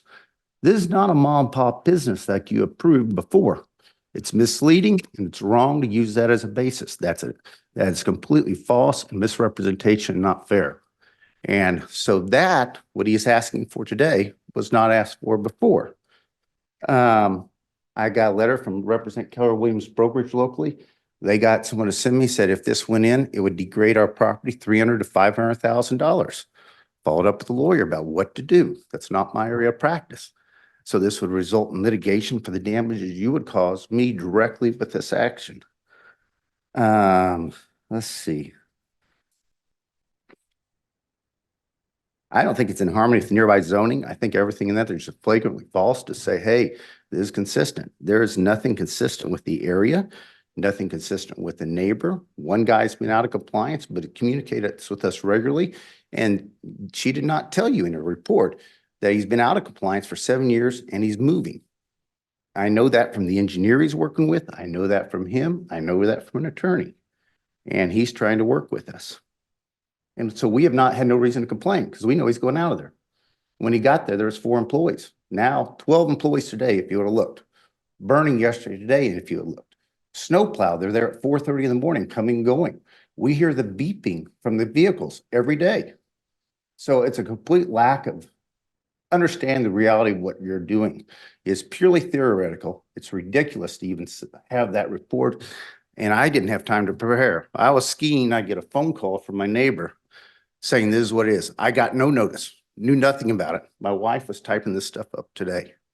So I'm calling client, I got a client, an engineering group here in Olathe that does all this, did the surveying behind for the 180 acres. He gave me talking points. So I'm an attorney trying to figure out what do I do? So I'm trying to do that when I get back, when I get no notice of this. Well, we've all worked together. And again, it's no disrespect to him. I have no reason to say anything bad about him, except there is debris. If you look behind his house, if you truly walked out there today, you would have seen there's debris. You ignored his question about that and answered gas. You didn't say anything about tree debris. There's tree branches and stacks of stuff with blue tarp trash behind his house. If you truly were back there today, you would have seen that. You didn't bring it to anybody's attention. If you look at the picture that was sent in, you'd see that was before he moved from his house to this. That picture, that's the way he maintained it before. So to say, so there's a lot of fallacies in the entire report that make, I'll shut up. And you, No, I'm not gonna state your address for the record, please. Your address for the record. Oh, my address. 18840, it's either South or Ridgeview, Olathe, Kansas 66062. I'm in the property to the south of his. The immediate property, right? Adjacent to it. Yes, I'm on the south side. Okay. Thank you. He sounds more like a green.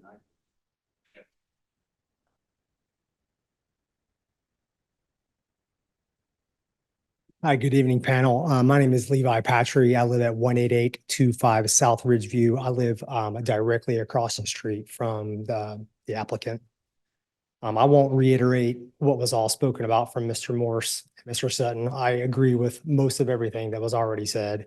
I'll just make a quick statement and then we can probably move on. So number one, I'll say this, I'm not opposed to small businesses being within our rural community. I understand that people need to make a living. And some of those small businesses, they need to provide for their family, right? I'm also not naive to understand that there's going to be development that's occurring within our rural area. It's growing rapidly, so I understand that as well. What I am opposed to, which was already brought up, is medium to large size businesses relocating from commercial businesses today into our quiet rural residential area. In my opinion, this has already been stated, but in my opinion, a growing business with 12 trucks, 16 trailers, 15 employees now, but who knows what it could be in a couple of years, 25 employees, is not a mom and pop small business. It's typically located within rural America, and it's basically a full-fledged commercial business. What I'm really afraid of is right directly north of me is a 20-acre lot that's vacant today. I recently spoke with that landowner who's owned it since the 1990s. They recently were contacted by a concrete company to purchase that property. Now, I know that's totally different than what we're talking about today, but to me, it's a slippery slope on approving one, leading to the next, right? So I don't want to wake up one day coming in here and pleading my case to not allow a concrete company right north of me. The other thing I like to bring up, which is the picture that was already brought up, I just want to really call into question, the debris and trash within that property. I did pull that directly from Cass County's picture management. So it is quite a few years old. So it is definitely not from a rental today.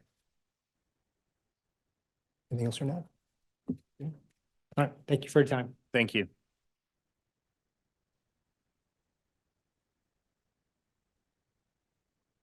Just a quick reminder for Zoom participants, if you're wishing to provide comment, please use the raise hand function. I'm Shannon Sutton, and I live at 18840 South Ridgeview Road, directly south of the property that we're talking about. I guess I just want to comment on, I feel like this,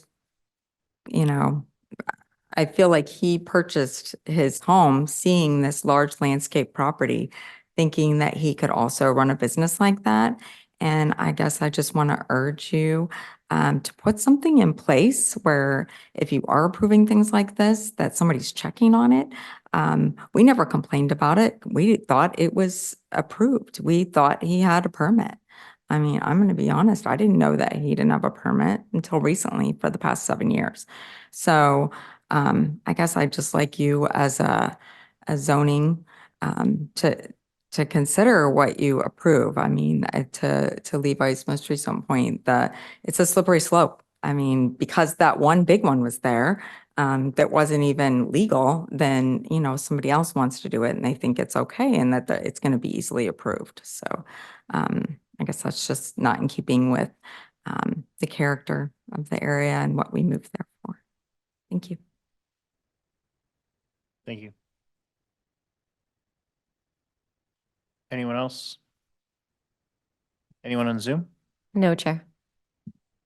All right, then we'll go ahead and close the public opinion and discussion among the board. Mr. I have a preliminary question. Maybe if I could ask Mr. or Mrs. Sutton, you indicated you did not get notice. That's, even though you're here, obviously, and whatnot, but I'm curious as to whether that was a mistake on the part of staff in sending out notices or the applicant, or whether you're outside the required notice area of 1,000 feet, I believe. Okay, so you, Mr. Chair, and Mr. Richardson, Sean Penley, planning staff, I'll just note, the neighbor can certainly come to the podium to speak for the record, but I will note that staff did send out the required certified mailing to all properties within 1,000 feet. I believe Mr. Sutton's property owner of record was to his place of business. So I believe the certified mailing went to his place of business. He may not have received that. It may not have been signed for, but the notice did go out according to the regulations. we're glad you're here anyway. Okay, thanks, sir. Noted. Thank you.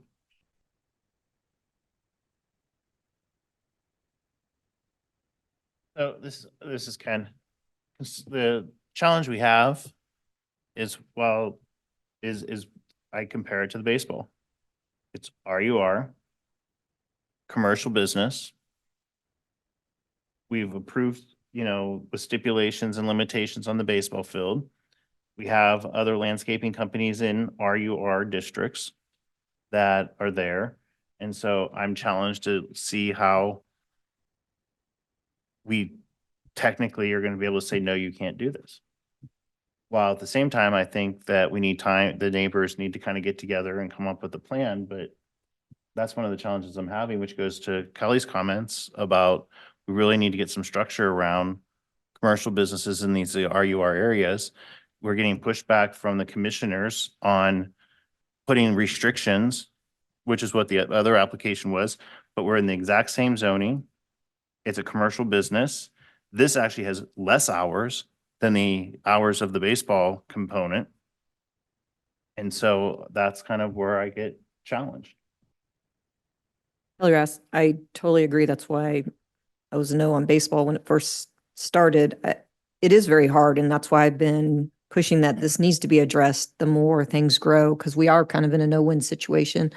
It's hard to predict who's going to be a good neighbor with a small business, but I think we have to really seriously look at each place very individually, the noise, their surrounding issues.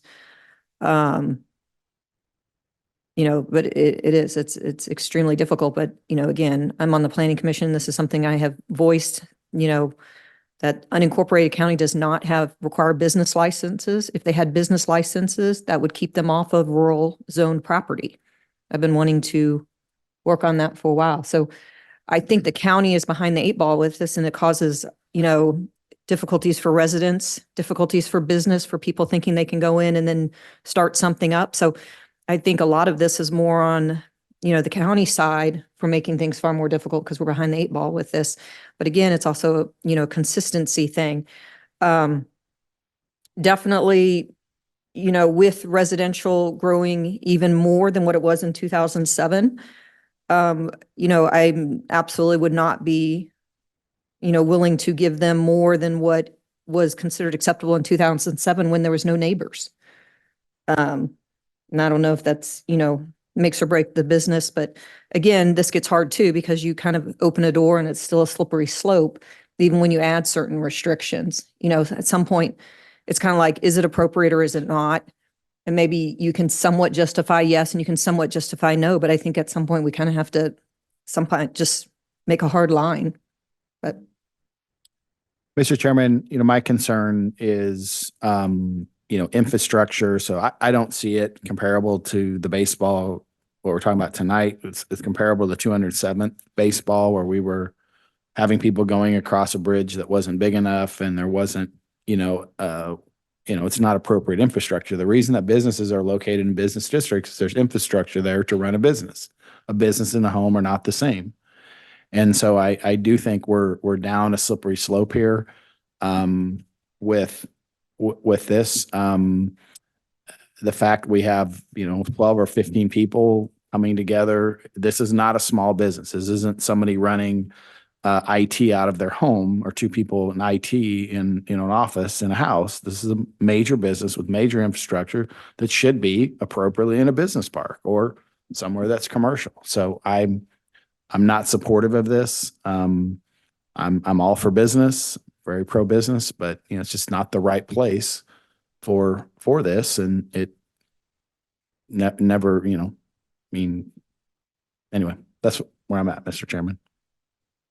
Challenge I have though is we've got landscaping companies that have more than just the equipment. They've got product that they're storing in an RUR in the unincorporated area.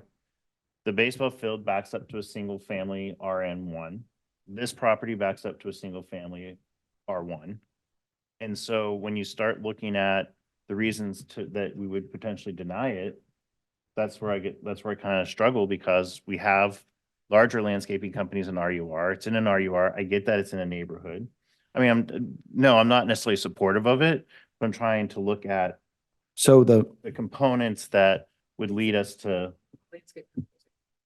207th and Metcalf.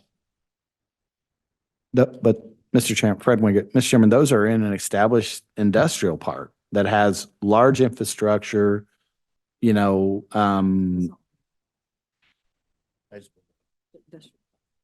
thought it was the same.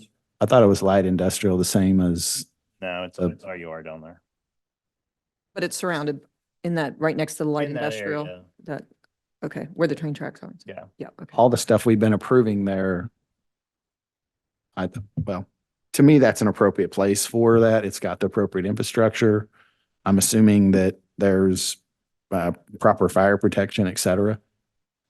And Yeah, and Kelly Ross, not to interrupt, but now I remember when we approved that, it was also because the railroad tracks are there. It's not a very desirable area. There's not a lot of residential building, promises for that area. So it fits more with the light industrial than residential, even though you're right, it is technically zoned that. But I don't think most people would look at that as a desirable residential lot. Mr. Chairman, just a couple of observations. Don't think you can necessarily condemn this particular type of use as anathema to, property values, et cetera. I know that suggestion was made, and maybe it is.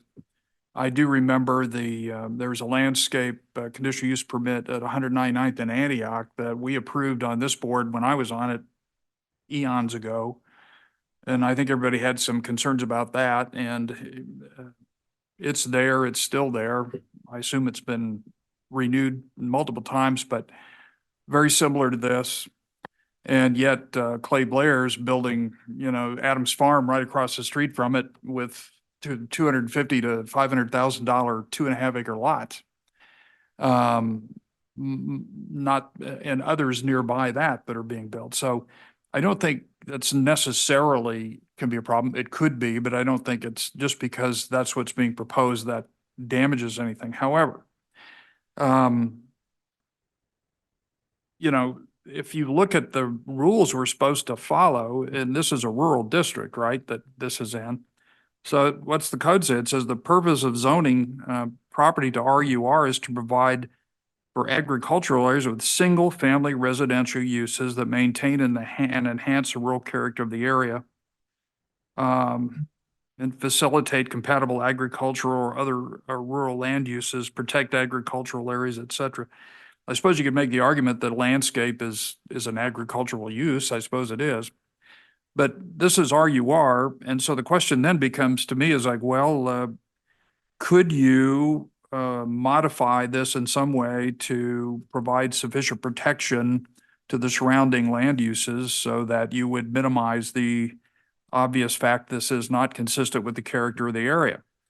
And that's the question I think we have to look at, whether, stipulations that have been proposed, including, ones I suggested about, no burning, we could enhance the stipulations. That's really the question I think we face, because to me, and I look at Golden, clearly it's not consistent with the character of the neighborhood, which is RUR, as residential.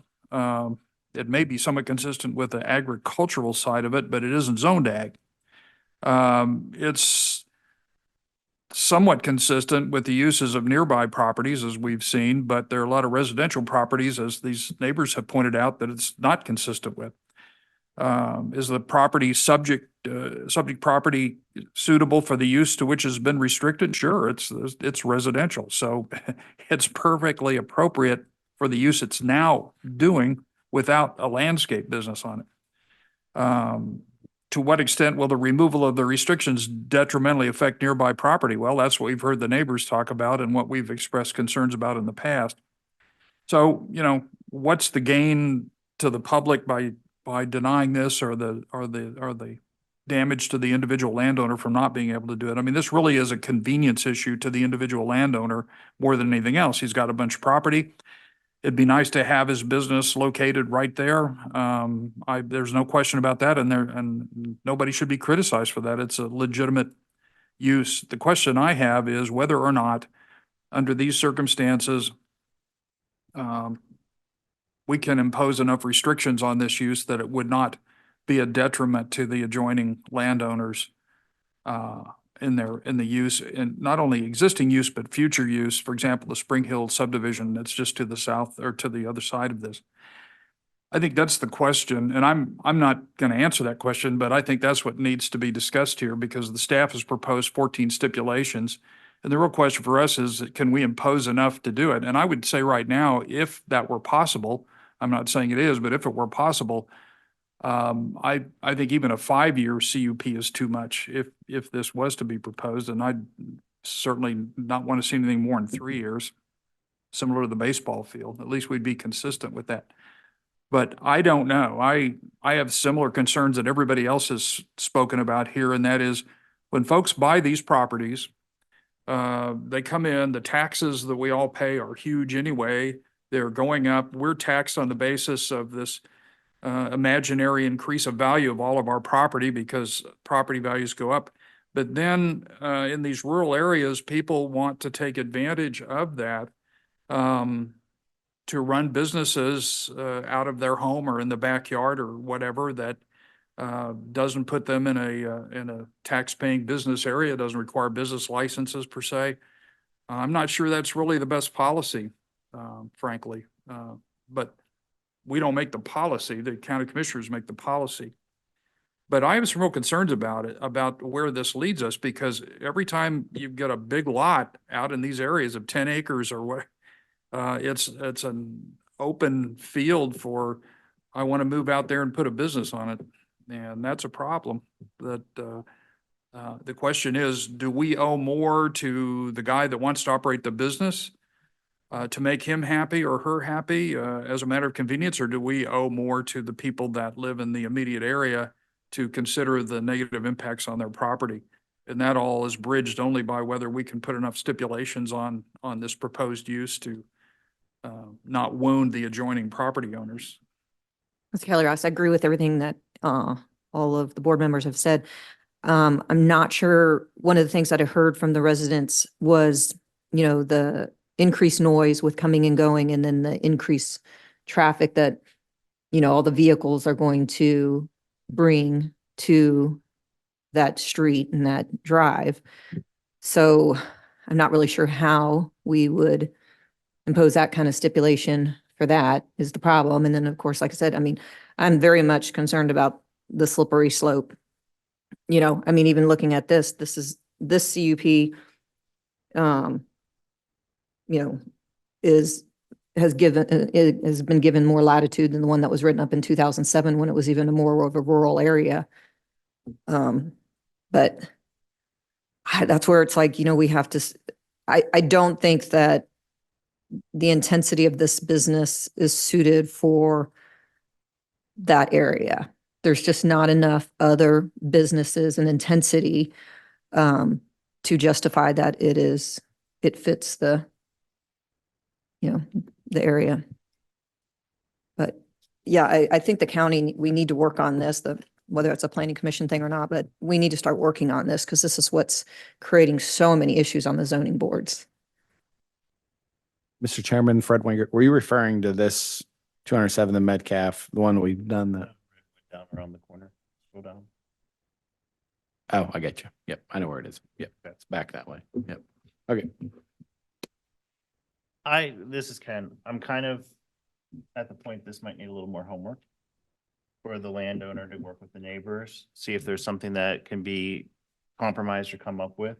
I think if, you know, I'm not opposed to a motion to deny or approve this to move it forward, but it seems like the neighbors were taken by surprise. They didn't get the right notice, whether, I have no doubt that it was done properly, but they didn't know. So I feel like that needs vetted out a little bit more and to meet with the neighbors and see if they can come up with something that's workable and then maybe readdress this.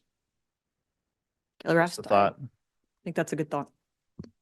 Mr. Chairman, Jay Leipzig, I would also concur with that. I think just to allow some additional time to, for the property owner and the applicant to meet with the neighbors to refine these stipulations. You know, we have 14 currently, but yeah, additional work needs to be completed on that. And I think just spending some additional time to talk through some of these concepts, I think would behoove all of us and bring it back in February at the first meeting, which I think is February 7th, if my calendar is correct in my head. Okay. That a motion? I've not made it yet. You want to? Kelly Rast, I make a motion that we table this until February 7th meeting to allow neighbors to maybe get together and discuss, and maybe even the planning staff to discuss maybe different options as well. Is that good? Fred Winger, second. All in favor? Aye. Aye. It's unanimous.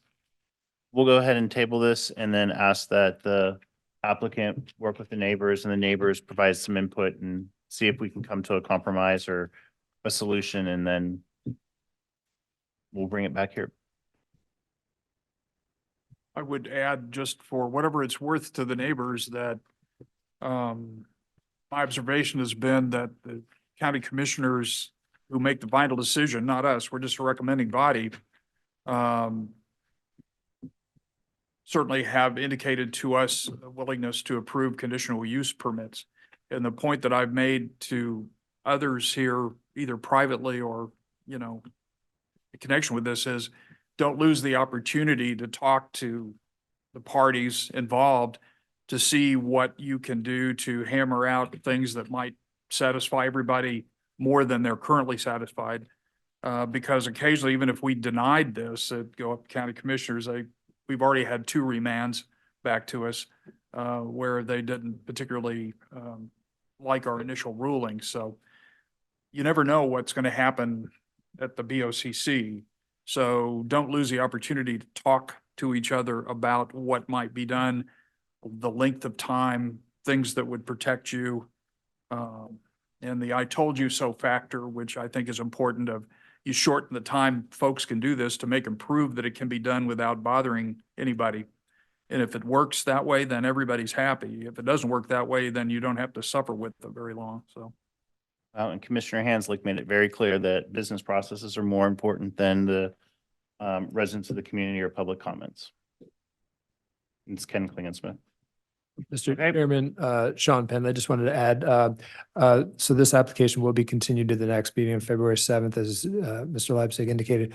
We are not required to send a public notice out to property owners. However, in this case, we will send a courtesy letter to all properties within 1,000 feet. We'll send it by regular mail, so hopefully everyone receives that and notify that the next discussion, this application will return on February 7th. Okay. Can we put this on the agenda prior to the soccer complex? Sure, I'm sure we could make arrangements to have that. Any wishes of the board to change the agenda too, but we could certainly put that in as an old business item. And we do have, I think, at least one other application on that agenda, but we'll make sure we put the agenda set up to where I think it'd be most efficient. Ms. Keller, I have a question. So when I drove around back there, they're just lots that are on the west side. If any of those lots are already under contract for homeowners to build, is there a way for you to find out who those people are and make sure they get notice? No, so any property owner notice that goes out goes to the owner of record by state statute and by our regulations. So anyone who owns the property will get the notice. We would not know of any pending contracts or any real estate transactions that may be pending. The owners of record of all properties will receive notice of the application. Okay. Okay, perfect. Okay, thank you. That concludes that application. Any other business before the board? Nope. All right, do I have a motion for adjournment? So moved. Second. All in favor? Aye. Thank you. We're adjourned.